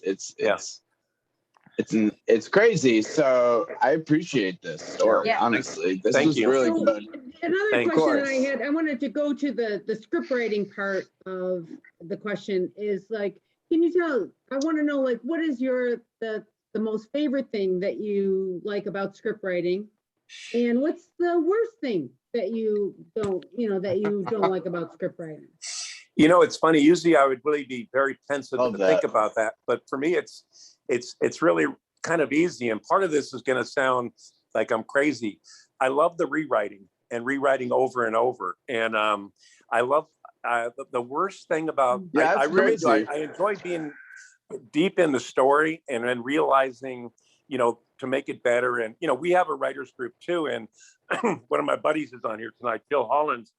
And, we'll look at it and you get different input from different people and different perspectives. And then, you try to put that within there too. But the absolute worst part to me, I mean, by far right now, is being between stories. And, I just can't pick up a story and try to write it. But I love that, to just find something new that really moves me. And then, just bury myself in it. And when I get notes back, or after we have our writers, I can't wait to wake up the next morning to apply them. And I always like to apply all the notes and then see if they work. And if they don't work, then I just start pulling them out one by one to make sure I keep my voice there. So. Awesome. Well, we would definitely love it if you would come to the writers group tomorrow night at 6 o'clock. We can get you the Zoom. Sure. We always love to have any new people, and we would love to have you there. Yeah, for sure. I wanted to say, Mike, did you have any questions? I know Mike, he usually has a couple of good ones. No, I think you covered it pretty well. All right. I'm just happy to see John is I didn't know, John, are you from New York? Where are you from? Where are you living now? I'm originally from LA, Los Angeles. Yeah. Actually grew up in Hollywood, even though I was nothing to do with the industry at all. Yep. And then, but then retired to Arizona, to Goodyear, Arizona. Mm-hmm. Awesome. So Arizona's in the house, right? Nice. Yeah. That's Well, that's the best part about the Rochester Writers Workshop right now is you can be anywhere. Yeah. No, and it's a good group. You guys got a good group with a lot of input and a good sense of humor. So that makes it a little bit nicer. Terrific. I'm glad you found us. Yeah, me too. Please feel free to stay on the Zoom with us while we're going to go to the next script. Sure. Wayne, did you have any questions for John or anything? No, but I think he made a very important point about there's many reasons for a person to be homeless that go beyond drugs and alcohol. Yeah. That may be a part of it later on because of the depression and the hopelessness. And I just want to share a story that I was in a laundromat and there was this woman there. And what I had found out on her phone call to services was she was in her 50s. She was married, her husband died and left her with nothing. And she lost the house. She was working, but in a low paying job. And she was living in her car because she couldn't afford the first month and last month's rent to get an apartment. And it was November and it's starting to get cold. And you can see that in her voice at this point in her journey toward what I was going to assume would be desperate homelessness, was that she still had some pride. She didn't want to have to beg. And you could hear it in her voice that when she was done with her phone call, I actually took a blanket out of my wash, put $20 in it, and left it at her station where she was, and then left. But so it's not just drugs. What we normally see is the end product. After all hope is lost, after they've been living on the street a long time, and they've been worn down to nothing, and then we see the drugs and alcohol. But any of the people on this call, there could be one circumstance that happens that makes you lose your home, and there's no way to come back. Because we all our lives have had our own pride about doing stuff for ourselves and moving ourselves along and everything else. And then that whole breakdown of your idea of self, your self-image, having to ask for help from people that don't really care, that are getting paid $20 an hour to answer the phone and say, well, there's a 6-month waiting list or whatever. And that's why it's such a problem. We view homeless as one thing, and it's really not. There are as many reasons for a person to become homeless as there are people that are homeless. So that was it. I just wanted to, and I thought this was a wonderful thing that you did, John. So thank you. It's to your point there too. The other thing too is that the far end of it, the people that are really have bad mental illness, there's less and less hospitals and institutions that they can go to. So there gets to be a point where, those ones that really need help, to where it have to be in sort of a facility. There's just not as many facilities around anymore. So yeah, it's been pretty bad, but it's good. I love the fact you guys get the feeling I get is each individual person's different, regardless of the circumstance. There's a whole story that, are deep within those eyes to look, more than just the person with the dingy clothes and on the street. So cool. Right. But thanks. Nice job, John. You really portrayed that in the story. And one of the things that I liked about the 3 winners is that they had stories that they told in their scripts. So, and cool. I'm going to turn it over to Mike for our last script for the evening. Very good. Our last one is called Identification by Larry Collins. And Larry is with us as well tonight. Larry, welcome. Yes, welcome. Larry. And let's see, Sean, you have our parts. Yes, for Identification, casting provided by Two Sue's Casting and Locations. As the dispatcher, we have Ken Rhodes. As Mackenzie, we have Jeff Miller. As May, we have Danielle Smith. As Dad, we have Maury Fozzie. As Mom, we have Brigitte Yaxley. As Bud, we have Will Nemi. As Mason, we have Kay Cody Hunt. As Patrick, we have Sean Essler. As Brian, we have Mike Boas. And as morgue employee, we have Joanne Casey. Okay. And here we go. The screen curtains part, screen brightens. Exterior, Old Country Road, night. A police cruiser sits on the side of an old country road. It is situated behind an old billboard, just out of sight of the passing cars. The night is dark, with only the moonlight illuminating the countryside. The beams of approaching headlights slowly start to creep into view. Interior police cruiser, night. An officer, Mackenzie Powell, 32, rests his head on the driver's side window. He is asleep. He is the, oh boy, archetypical, man's man. The stubble on his face serves to make him look older, hardened, and troubled even as he sleeps. The headlight beams grow brighter through his window. He doesn't notice. Interior May's car, night. A woman, May, 30, behind the wheel of an older model car, fidgets with the radio knob, finally settling on a station. She taps her candy apple red fingernails on the steering wheel, keeping time to the tune. She tucks her long hair behind her ears, unbothered. The radio signal is strong for only a moment, and then static creeps in again. She sighs and again reaches for the knob. Interior police cruiser, night. The police radio in the cruiser pops to life with a man's voice. It's the dispatcher. Signal 33B in progress, Old Reed Road. Mackenzie doesn't open his eyes or move his head from the perch. He simply moves his hand to the knob of the police radio and turns it down until it is just a whisper. His finger remains on the knob. Interior May's car, night. May's fingers are once again on the knob of her radio. It lands on some other station, a familiar song. May's face softens with some distant memory. She bops her head along with the music. Through her windshield, we see the front of the billboard, obscuring the police cruiser behind it. Exterior Old Country Road, night. May's car zooms past the billboard and the police cruiser. The beeping of a police radar punctuates the night. The interior police cruiser, night. The beeping rouses Mackenzie, who snaps to attention with his eyes quickly finding the radar. He reads 50 miles an hour. His reflex trigger, and he clicks on his police lights. Yeah, why did I do that? He quickly turns the lights off, hoping to continue his nap. He glances quickly at his watch. Keep going. Don't stop. Interior May's car, night. May is cruising along and sees the flashing blue lights in her rearview mirror. Shit. The flashing blue lights quickly go out. She still instinctively taps her brakes and starts to pull over. Interior police cruiser, night.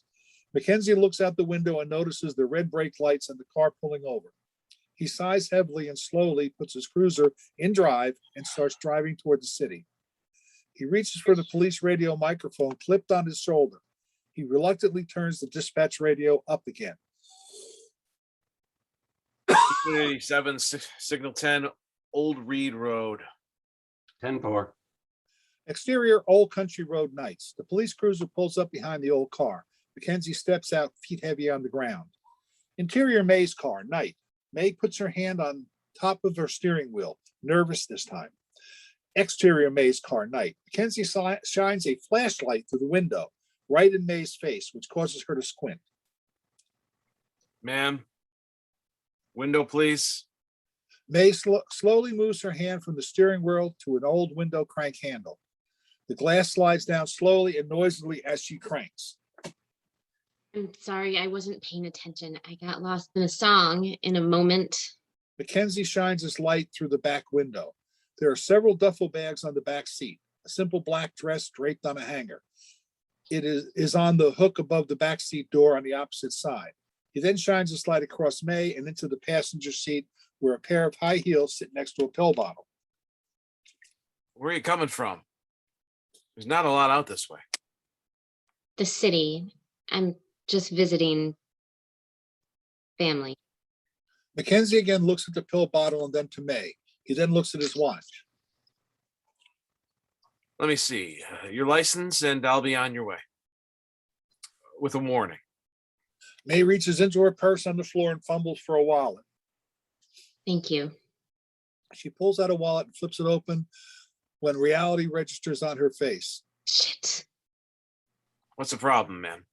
Mackenzie's flashlight settles on the wallet and ID card inside it. There's a man's face on the ID. May closes the wallet. It's a little complicated. Mackenzie cues up his radio microphone again from his shoulder. Dispatch Unit 87, stand by for further instruction. He places one hand on his gun holster as he keeps the flashlight beam on May. Look, I'm going to need you to step out of the car, okay? Keep your hands where I can see them. May quietly does what she's told.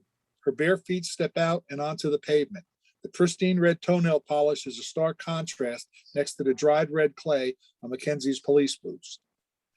The hem of her designer jeans come down to her ankles as the hem of Mackenzie's dirty duty pants fold ill-fittingly over the heel of his boots. As May stands on the side of the road, Mackenzie reaches in and grabs the wallet. He looks closely at it. Whose ID is this? Mine. Mackenzie again shines a flashlight straight into May's eyes. She refuses to squint and wills her eyes open. You're a 5'10", 155-pound man. Again, whose ID is this, ma'am? May closes her eyes. It's mine. Mackenzie again cues up his dispatch radio. Unit 87, I need number, ID number run. We're backed up. Run it when you get a chance. Go ahead. State ID number 8730 588 2008. See what you can find on this guy. 10-4. Get back to you in a few. Mackenzie smiles at May. She doesn't return the gesture. We need to search you. I can explain. I'll request a female officer, okay, if that makes you feel better. That's not necessary. None of this is, if you'll just let me explain. You want to call a woman or not? I really just want this all to be over. You're fine. Okay, please turn around and put your hands on the roof of the car. May hesitates. She opens her mouth to object again, but chooses silence. Ma'am, please do as I ask. May turns around and faces the car. Please, officer, I promise, this is just as uncomfortable for me.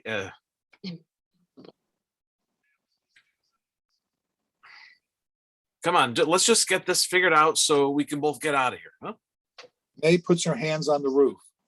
Mackenzie puts his dirt cake boot right next to her foot. He taps her bare foot with his dirty boot, leaving a smudge on her skin. May responds to the nonverbal command by spreading her legs. Any weapons on your person? In your No. vehicle? In your vehicle? No. Mackenzie pats around May's waistline with his hands, mindful not to venture too far up. He carefully stays clear of her braless breasts. He starts patting along her legs, again moving carefully, methodically, and respectfully up the inseam. Please, this is humiliating. His search reaches an area near her crotch. He feels something and gasps. Stop. That's enough. Mackenzie quickly removes his hands. He holds them up as if he's the one who's been pulled over. May turns around and faces Mackenzie again. Her face flashes glimpses of anger, shame, and then it is void of emotion. I'm sorry, sir. I understand now. He drops his Ma'am. arm. Ma'am, I'm not trying to judge you. Mackenzie smiles again in an effort to soften the moment. He looks like a kid who knows he's messed up. Different strokes for, different strokes. May hides her embarrassment by shuffling her feet on the ground. Sir, mind if I search a vehicle? Sir, do you mind if I search your vehicle? I said ma'am. And I have nothing to hide. Go ahead. Mackenzie opens the back door and reaches for one of the duffel bags. He unzips it and looks inside. It's filled with hair products and cosmetics. After a moment of running his hands through it, he zips it closed again. Can I go now?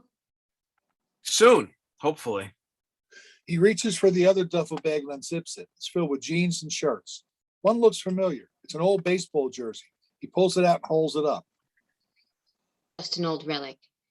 A life that's been long forgotten. I played ball for this team when I was a kid. Yeah, I grew up here too. Mackenzie places the jersey back in the bag. He is gentle and deliberate. There's a photo in the bag with two teenagers standing next to each other, both in baseball uniforms. Do I know you? Doubt it. He pulls the photo out and looks at it closer. I know these fellas. The big one. My brother. Everyone called him Bud. Mackenzie turns around to look at May. Mason. Mason? Mason, is that you? Jesus, you've changed. It's me, Kenzie. I've made it a point to forget everything about this place. Come on, Mason. He slowly puts the photo back in the bag. He searches carefully for his next words.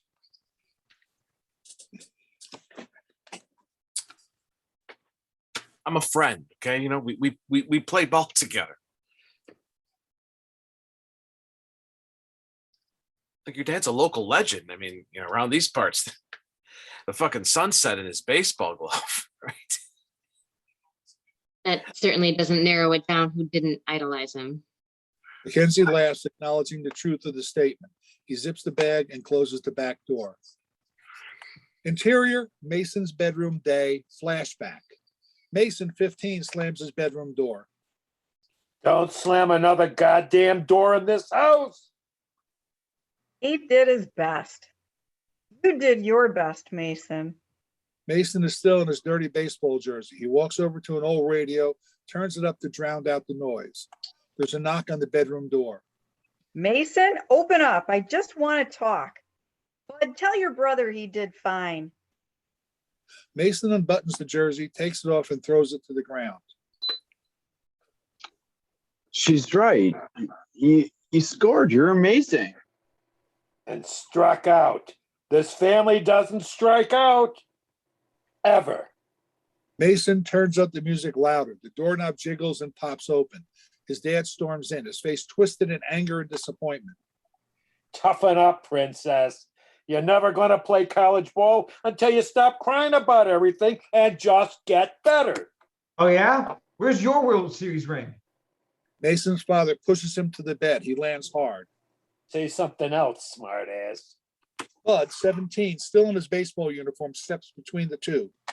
No, he didn't mean it, Pops. Like hell I didn't. If you don't man up, you don't live here. Got it? He pushes Mason's radio to the floor, breaking it. The room falls silent. I'm tired of seeing you prance around here, listening to this prissy bullshit. As his dad angrily walks out the door, Bud starts cleaning up the radio pieces. He looks up at Mason and offers a half smile. Mason doesn't return the smile. Just try not to be so sensitive, kid. He's not wrong, you know. You got to man up a bit. Just be a little less. Me. Mason lays back on the bed and puts the pillow over his face. Exterior, May's car night, present day. May and Mackenzie lean up against her car. They're more relaxed now. Where you been? I mean, you left in the middle of high school. Like I said, the city, as far away as I could get. You're not the little Mason I remember at all. Well, that's obvious. No, not just that. I mean, you're all confident now, you know? Mason was It's May now. what? My name, it's May, not Mason. You'll always be Mason around here, you know what I'm saying? I mean, I'm afraid to look, no matter how you look, all right? It's just get used to it. It's never been Mason, really. To some extent, it's always been May. Not an easy switch for me, but I promise to try harder. Mackenzie smiled, and once again, May doesn't budge. You know, it wouldn't hurt for you to smile every once in a while. I got nothing against people like you. People like me don't need your smile. Mackenzie quickly cues his microphone again. Any update on the D for a Unit 87? Still backed up? You need some more help there? Negative, I'm good. He looks at May. We're good, right? You can just let me go. I'm just trying to get home. Mackenzie pulls out a pack of cigarettes and takes one out.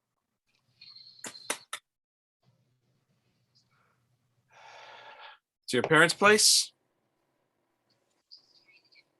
He extends the box to offer a cigarette to May, who promptly grabs one. Yeah, first time back in a very long time. Mackenzie lifts a lighter to his cigarette. He pauses and reaches over to light May's first instead. Welcome home. Mackenzie then lights his own cigarette.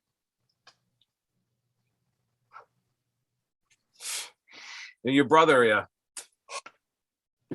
you never made the majors, huh?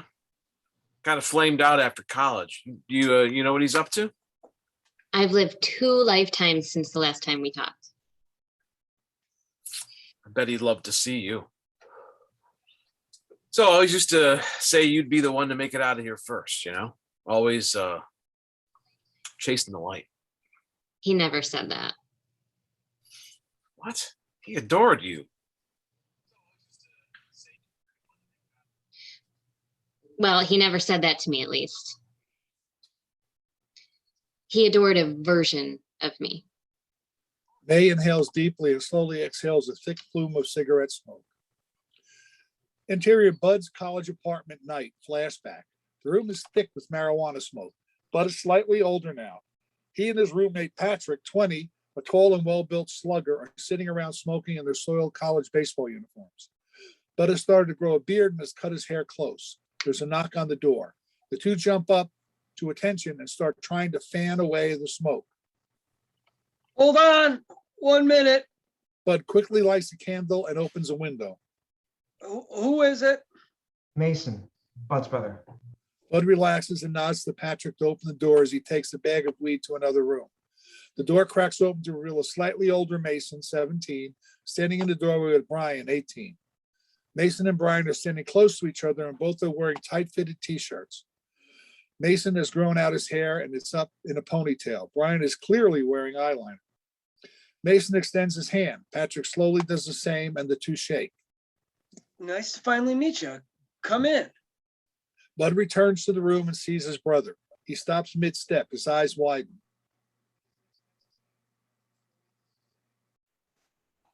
Bud, Will, that's you.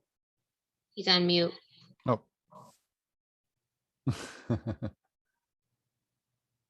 Why didn't you tell me you were coming?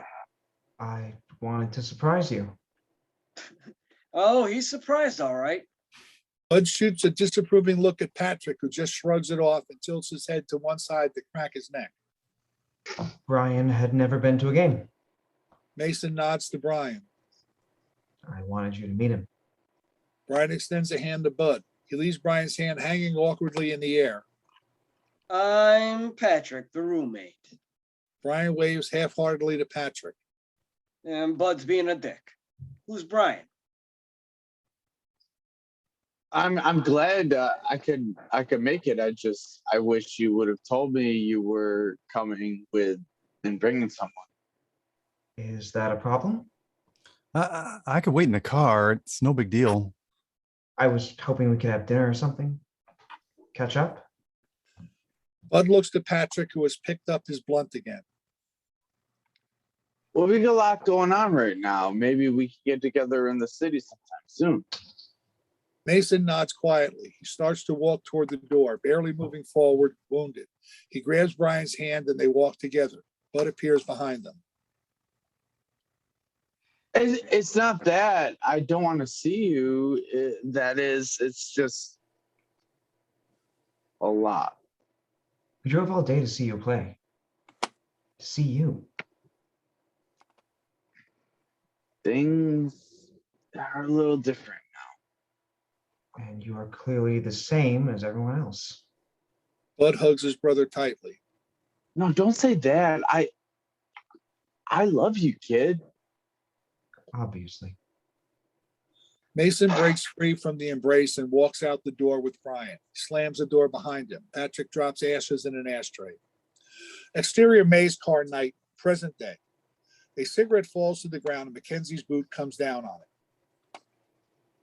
So what brings you home? My dad, he's not well. Tough motherfucker. He's gonna outlive all of us. Sadly. Gotta be something big to bring you back. Dementia. Mom says he only asks for me these days. She wants him to see me.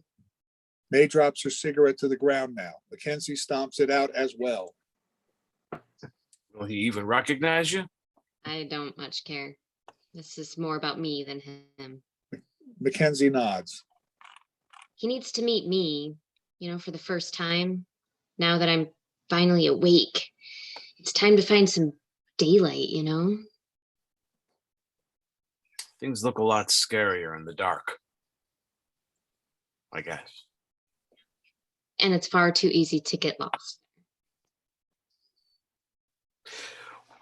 What do you think he wants to tell you? Surely that he loves me. It's good, right? I mean, I could have used that when I was 10, but I guess it's just as important at 30. Makes perfect sense. I absolutely get it. If he's gonna say it, cleanse his soul last time, he's gotta have to tell it to me, like the real me, not the me he wanted me to be. Bet there's a lot left to say. May gently smiles, finally. You do smile. When there's something to smile about. Seeing it again, it hurts something awful. May again tucks her hair behind her ears. They lock eyes and hold a million imagined conversations in a long silent gaze. Hey, kid. Bud, Wasn't sure it was you at first. guess that's fair. You recognize me? I'd know that smile. And everything hiding behind it anywhere. Well, we've never really been too good at the truth, have we? Huh? Especially me. Mackenzie scratches his beard. Mind if I grab something from my car, officer? Yeah, go ahead. May opens the back door. She unzips a duffel bag and fishes out a baseball glove. Seeing it, Mackenzie jogs over to his cruiser. Interior police cruiser Knight. The back door swings open and Mackenzie grabs a baseball glove of his own that's sitting on the back seat. From the floor, he pulls out an old ball cap. Exterior police cruiser Knight. He starts to put the cap on as he turns around to see May pulling a ponytail through the back of a similar ball cap. Exterior, Old Country Road, Knight. They each stand at their cars. May holds a baseball and tosses it over to Mackenzie, who catches it with ease. Still got an arm on you. He tosses the ball back. May snags it effortlessly. I learned from the best, and I'm not talking about the old man. They continue playing catch as they chat. It wasn't your fault. Like hell it wasn't. Look, you needed someone on your side. You should have been able to call me, I just can't help wondering, how it would have been all, how it would have been. I just can't help but wonder how it would have all turned out if I was there. Just play ball with me. That's all I want. I could have at least listened, told you how much I still loved you. Told you to, keep chasing that goddamn light. Mackenzie can't take it. He looks away and then down at his feet. The ball rolls up and settles at his foot. Interior hospital morgue Night. Flashback. Bud is looking down at his feet. His sneakers are worn and grass stained. He notices that he's left a smudge on the gleamingly white tile on the floor. He steps on it to hide it. Mr. Powell? Bud cranes his head upward to see the hospital employee, a kindly older woman with a warm and inviting smile. She's standing with a clipboard. Mr. Powell, we're ready for you. Bud doesn't reply. He begins to force his signature smile, but lets it fall away. He instead adjusts the baseball cap he's wearing. The two walk down a cold, sterile hallway. Bud is a few steps behind the employee as they reach a closed door. Bud's confident stroll slows as the woman reaches for the door handle. Do you need a minute? Bud shakes his head. A thin layer of sweat is on his forehead. He lifts his cap a bit to wipe it away.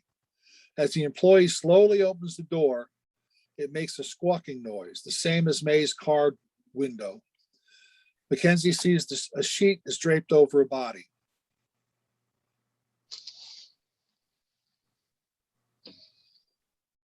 Bud. They enter the room. Kid. They enter the room and close the door behind them. I know this is tough. If you could, though, he listed you as his next of kin. Me? We haven't talked for years. Well, if you could just identify him and sign these papers. The employee slowly removes the covering from the body. The face underneath is soft with beautiful long hair surrounding it, cascading and settling onto the table. It's May. That's not him. That's not Mason. Are you sure? She pulls down a mounted light, casting a harsh light on the face of the woman on the table. That's not my brother. She pulls up the side of the covering, exposing the body's wrist and hand. The candy apple red nail polish is seen as the employee reads the number and hospital bracelet and compares it to her clipboard. The name Mason Powell is seen on the bracelet. He has a tattoo on his wrist. It's on the inside. The employee starts to flip over the hand. It says, as the wrist is exposed, so is the simple tattoo, M&M. N. So it slowly takes off his baseball cap.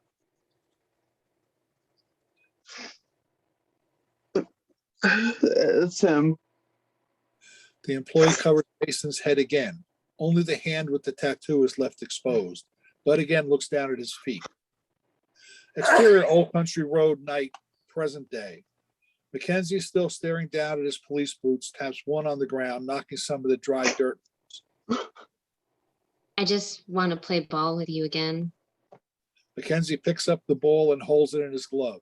He tosses it again to May, who catches it with a wink.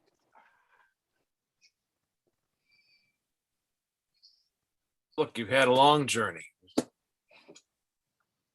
How about you just get on the road again? That's the thing about journeys, huh? They usually bring you home at some point. Even if you don't love it anymore? Or it doesn't love you. Mackenzie takes off his cap, steps forward, and embraces May. Her bare feet are nestled right next to Mackenzie's worn work boots. This is home. You're home, kid. Her breath catches a bit. She puts her head on his shoulder. Her arms fall to her side. She surrenders to his embrace. The ball falls to the ground, followed by May's glove and then Mackenzie's glove and finally his ball cap. Mackenzie doesn't want to let go, but he reluctantly relinquishes the little cocoon he has created. It's time, bud. I gotta keep going. May gets in her car. She takes her ball cap off. She slowly closes the door behind her, leaving Mackenzie standing alone outside. Why'd you keep the old jersey? You know, the old picture. You've moved on now. You tell me. I didn't save them. You did. Are those sad little rage-filled years all that important to you, or are you, or just stuck to you? You're all I got left. Let go. It's time for you to find the light. She rolls up the window and drives off. Mackenzie watches as her taillights disappear into the night. He walks back to his police cruiser and steps inside. He closes the door as the dispatch radio crackles on again. Interior, police cruiser, night. 87. Come in. 87 here. Go ahead. You all right? I'm fine. What's going on? I ran that ID for you. The stop's complete now. That's the thing. That ID number came back as Mason. Mackenzie sits quietly. Oh, yeah? Your brother. Mackenzie's eyes are moist with emotion.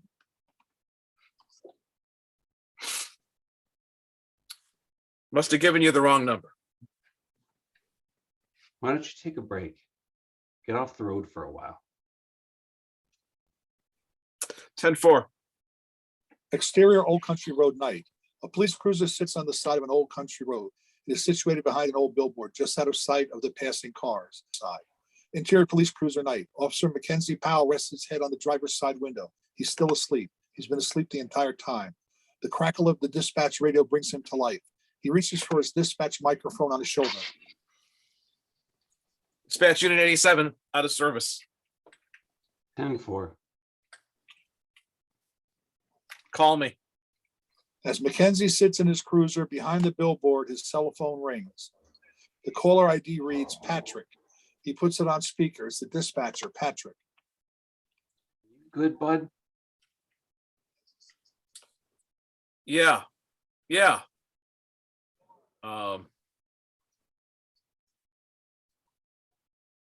Strange night. I'll be fine. Just finished shift though. Same. See you in a few. Mackenzie puts his cruiser in drive and drives off into the darkness. Exterior Mackenzie's house, night. Mackenzie's cruiser pulls into the driveway of a simple little house. He steps out and walks to the front door. He starts taking his boots off at the door. Interior Mackenzie's living room, night. Mackenzie opens the door and puts his keys on a small table at the door. Catch. Mackenzie looks up just in time to catch a beer. Patrick is older now, but still the same tall, well-built slugger from college. Long night? I tried not to send any calls your way. Figured you were sleeping. Thanks. Just got a lot on my mind, Dad and all. And today's your brother's birthday. I didn't forget. And there's that. He would have been 30. It would have been a big one this year. Mackenzie reaches for a cigarette and puts it to his lips. Don't smoke in the house. Mackenzie puts the cigarette back into the box. Patrick, I was thinking, why don't we move to the city? Finally start living, Find a little happiness of our own, huh? Let go of this place and be those guys from college again. What's your dad gonna think? It's a tough motherfucker. Happiness feels a lot more fragile. Mason would be proud. May. Her name was May. I think May would have been proud of her big brother. Not yet.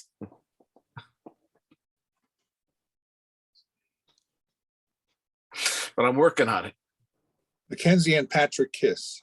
On the mantel next to them is a framed picture. It's the same photo that was seen in May's duffel bag. Mackenzie, Bud, and his younger brother Mason when they were teenagers. The two are in baseball uniforms with their arms around each other's shoulders. Mackenzie's smile is bright. Mason stands stoic.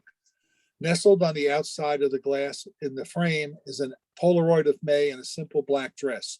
She stands outside of an older model car, caught in a moment of laughter, full of light. Fade to black. Superimposed. In a national study, 40% of transgender adults reported having attempted suicide. 92% of those people tried to kill themselves before the age of 25. Superimposed. You are not alone. You are seen. You are loved. Superimposed. Please keep chasing the light.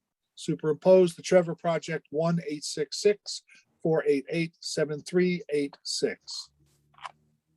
The end. Very good. Yeah. We have Larry with us if he can unmute. Love to Yeah. talk about this a little bit. Thank you all, by the way. This is the first time I've heard those words come out of anyone's mouth other than my own. So it was beautiful. Thank you very much. I'm glad you liked it. Thank you. Beautifully written. Oh, thank you. Joanne, if you want to lead some conversation here. Yeah. So can you tell us a little bit about, first off, wonderful job. Congratulations. Tell us a little bit about yourself. Well, I am, I've been in screenwriting now for what is this, August? So 7 months now. So I'm relatively new to the medium. in my other life, I am a television reporter in Dallas, Texas. And that is kind of where I got the idea for identification a couple of years ago, working on a story about transgender murders. And in doing that story, just talking to some of these women, hearing the stories about their backgrounds and the things that they've overcome to get to this point to then face the violence of real life. And I just wanted to kind of talk about a story really about these people who have, you know, braved ostracism, really lived life on the margins of society, just about living in false skin on both sides of it, where I'm not transgender, I'm a gay man. And so my story really lives through the eyes of the Mackenzie character. And I just wanted to tell the story of the maze of the world, who are often forgotten and who die often so young at their own hands just because of society. So Awesome. So that sort of leads into my question, you know, and you know, why this story now? But now is why we need to hear it. Now is why, right? I think now is why. You know, for so many generations, we've been afraid to talk about these uncomfortable conversations, and we're finally starting to get to a place where there is a platform to talk about it. Yeah. And to talk about it in a way, I think that shows how relative these situations are, just in our differences, in our diversity, if you will, just how alike we are, right? We know we all have those needs for familial love, and we all want to be home. We all want to be accepted. And sometimes you experience that through different realms. It just so happens for these characters, it was through their gender identity and their sexuality. But I think it's something that's universal that I would hope speaks to everyone in any kind of false skin they're living in. Awesome. So when you said that you're a new screenwriter, so was it this story that kind of pulled you into wanting it to be on a screen, or was it something else? I mean, also, it's interesting. It was 2020, right? It was the craziness of a pandemic year, and really just seeing the fragility of life, and to see how life so quickly can change. You know, 1 week in March, we thought that the world was limitless. And then a week later, we were all confined to our homes. And in doing that, I had a lot of time to figure out what I want to really pursue with my life. Full disclosure, my best friend decided he too was going to leave. One of my best friends was going to leave this industry as a reporter and go to film school. And in helping him prepare his materials to go to film school, I asked myself the question, why are you not really pursuing where your passions are? And here we are. Yeah. So tell me your most favorite thing about writing and your least favorite thing about writing.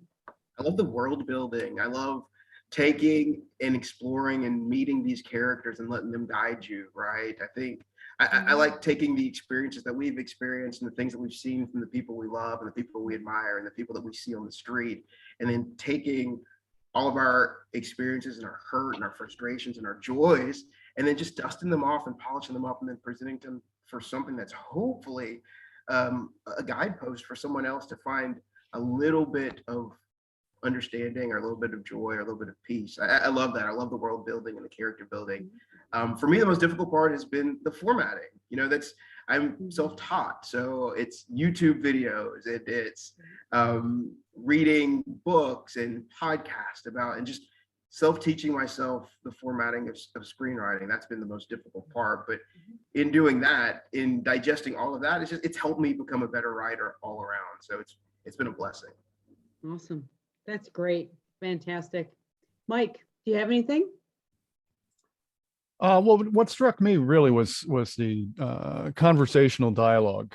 I mean, the way the characters spoke, I believed it, and I just I wondered if that comes easily to you, or is that something you find a challenge? So for me, I think it may just be a symptom of being a reporter, because we pay so close attention to the way people speak and what they say. And then I've logged way more interviews than I care to remember. And in doing so, you really get those fine those idiosyncrasies, those quirky little bits of how people really communicate with each other, those weird pauses that you find when you don't quite want to offend someone, or you don't know what to say, or you are trying not to have a tremble in your voice because you're getting emotional. The weird things that we do to seem normal always come off looking so abnormal. And I kind of wanted to capture some of this because I wanted this interaction to feel remembered, because we'll eventually learn they know each other, but I also wanted it to feel awkward because these are two people that have a very complicated history. There's a lot of pain there and a lot of unspoken words. And I wanted them to still have that communication issue until they didn't have it. I wanted there to be a shift in power. I wanted it to start off with Mackenzie in his position of power and May kind of being subversive. And then I wanted there to be a distinct swivel and a shift in power, that by the end of this script, I wanted May to be the guide and Mackenzie to be the student. And I had to try to make sure that we didn't tip that hand too early. You had several zigzags for the audience. And when in discussing the screenplay, we were kind of like, we were saying, well, is this logical? Is the audience going to go for it? And then some of it is, well, there's a dream aspect to it. So there's some dream logic. There is. So did you think about it as dream logic at a point? That's exactly what I thought of it as. I wanted, and I went back and forth with a lot of the structure of it to make sure that everything still lined up, even though it was a dream. I wanted it to be logical. I wanted it to line up. I never wanted it to be a false narrative. Mackenzie, as he says, has always had trouble with the truth, and it alludes to the fact that he's had the truth with who he was, and then having the trouble with the truth, he still, for whatever reason, needed to hide that from his sister, his former brother, his sister. It was a dance to try to figure that out for sure. Let me pass it on to Wayne if you had any comments. Wayne? Okay. I'm going to treat this like I treat the writer's workshop. Okay. I had a very difficult time with this script. Okay. And the reason was I didn't know whether you were trying to hide, and it's a very important subject. Don't get me, it's not the subject matter I have a problem with. It's the presentation of it. I felt you minimized the May or Mason struggle. You only had a couple of little indications of the struggle. Okay. So is it Mason's story, May's story, or is it a Mackenzie story, Bud's story? Whose story was it? So and I think, yes. And also I think that by putting the little cutesy, like, we don't know who anybody is in there in the middle, it kind of diluted the impact of the growth of Bud from where he was as a teenager to where he ended up as a gay man. And May, who obviously, and I wasn't sure how she died, until the end, and it was about suicide, but you didn't even highlight that in the script. All it was, he was going in there and, oh, that's not my brother, and that's what I mean. I think you didn't get deep enough into, this is a very serious subject, and I don't think you got deep enough into the struggles that Mason to May had that led her to whatever her final decision was to enter, either there was an accidental death or natural causes or suicide. And then how does Mackenzie handle that? Because we skipped over that. We got to the end where he's dreaming about, you know what I mean? That was my issue with the script. I felt that if it was more linear and you could really get deeply into the struggles and the things that they face, that it's like we said on John's script, there's not, just because there's a bunch of alphabet letters in a row doesn't mean they're all the same. They all have different perspectives. They all have different reasons for getting to where they are and feeling the way they do. You know what I mean? I would have appreciated more of that, because then that would have informed me or educated me on some things, as opposed to it having it was all a dream twist. You know what I mean? See what I'm getting at? I do. Okay. I think that's all fair criticism. I agree. There was a lot going on. There was a lot to process, which I like. It's like I liked it. I mean, I know it's exactly what Mr. Coughlin is saying. But there's a lot going on. There's a lot of imagery that you're expecting to process. Mm-hmm. It was very when we were looking at this in the the four of us for the Scriptitude contest, every script I read as a director. And what really kind of struck me wasn't so much the story aspects or any of the stuff that Wayne was talking about. I was looking at the logic aspect, and I'm just going to ask you a question of whether, because I did the casting for this. I ended up casting 6 different actors to play 3 roles. From a casting aspect, thank you, by the way. But how do you feel as a writer? Was that correct? Because I was trying to not give away the secrets. Absolutely. Because generally it would have been for something like this, 3 actors playing 3 roles, but for the audience at home, everything would have been given away at the beginning.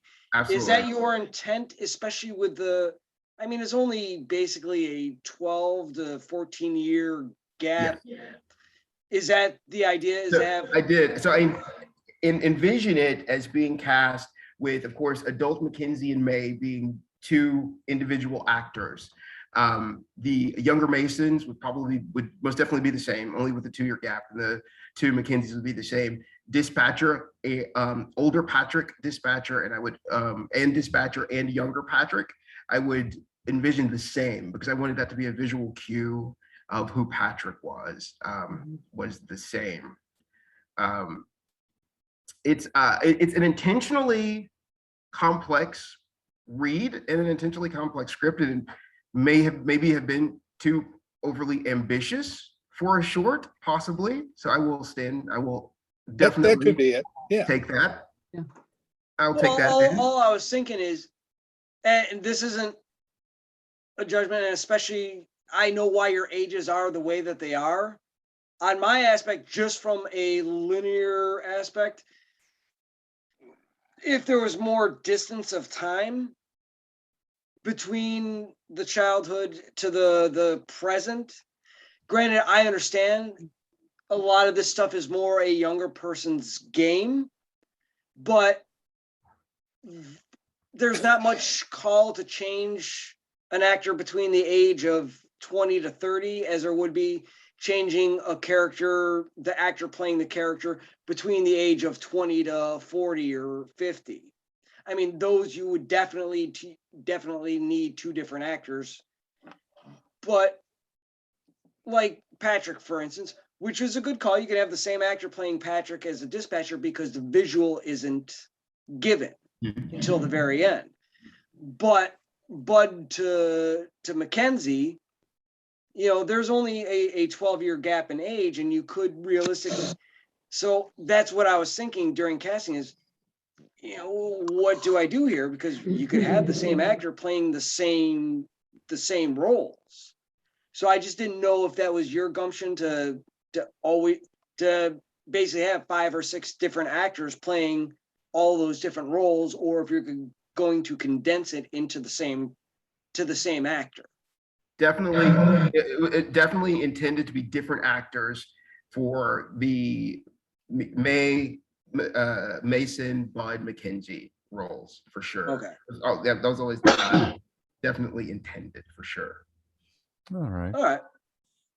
Let's I think this has been a great evening. I think we could talk about this for even longer if we wanted to, but I would like to thank all of our actors. I'd like to thank Larry and John, our writers, and Scott, of course, who wasn't here this evening, but I'd like to invite Larry to come to our script, the script night. Rochester Writers Workshop. Writers Workshop, thank you. To tomorrow night. And at invite 6 everyone, just not those 2. Anybody that's a writer or wants to 6 be a o'clock. writer, We go to do rwwny.org, and Michael have posted a link so you can get onto the Zoom call. Okay, it's 6 o'clock Eastern time tomorrow, and we finish up around 8. And we have a lot of fun. We don't try to be too cruel. We let every other Tuesday, if you're watching this at a later date, it's every other Tuesday. Right. And so the dates are there on the site, and the Zoom link is on the site. Right. So, and like I said, all experience levels from novice to very, very experienced. Mhm. You know, we've had them all. And it's for the amazing price of $0. That's right. We've done this for That's how they get you. We've done this for every other week for the last 13 years. It's about that. Yeah. Yeah. And we plan on keeping it going until it's just Mike. Oh, that's right. Hey, this is John Sit real over quick. and Just to Larry, just to Larry there. I'm actually in Dallas here for a few days. Ah, So it looks like you're on Channel 5. Can I actually catch you? Are you going to be on TV in the next couple Awesome. days or so? I will. I'll be on tomorrow morning, bright and early. If you tune in 5 a.m. while most 5 people a.m. are asleep. What were Okay. the call letters? KXAS. AXAS. KXAS. K. You can find me on Instagram at Collins News. All right. Okay, cool. Well, thanks. Thank Just you. wanted- Making Thank you all. I writers- appreciate that. And I really, I appreciate the criticism and the suggestions as well. Thank you so much. Thank you, Larry. Great We're job. happy to have you here. And I'm going to sign off here. I'm going to stop my recording here in just a moment, but I would say thank you everyone for a wonderful evening. And That's a great good job, night. talent. Safe trip home. Yeah. Thanks, Great Sean. job, Thanks for talent. calling up. We Thank you. appreciate Good it. night all, and thank you very much. Good to Thank see you, everybody. everyone. Thanks for having me. Bye-bye. Thank you. Great working with all of you.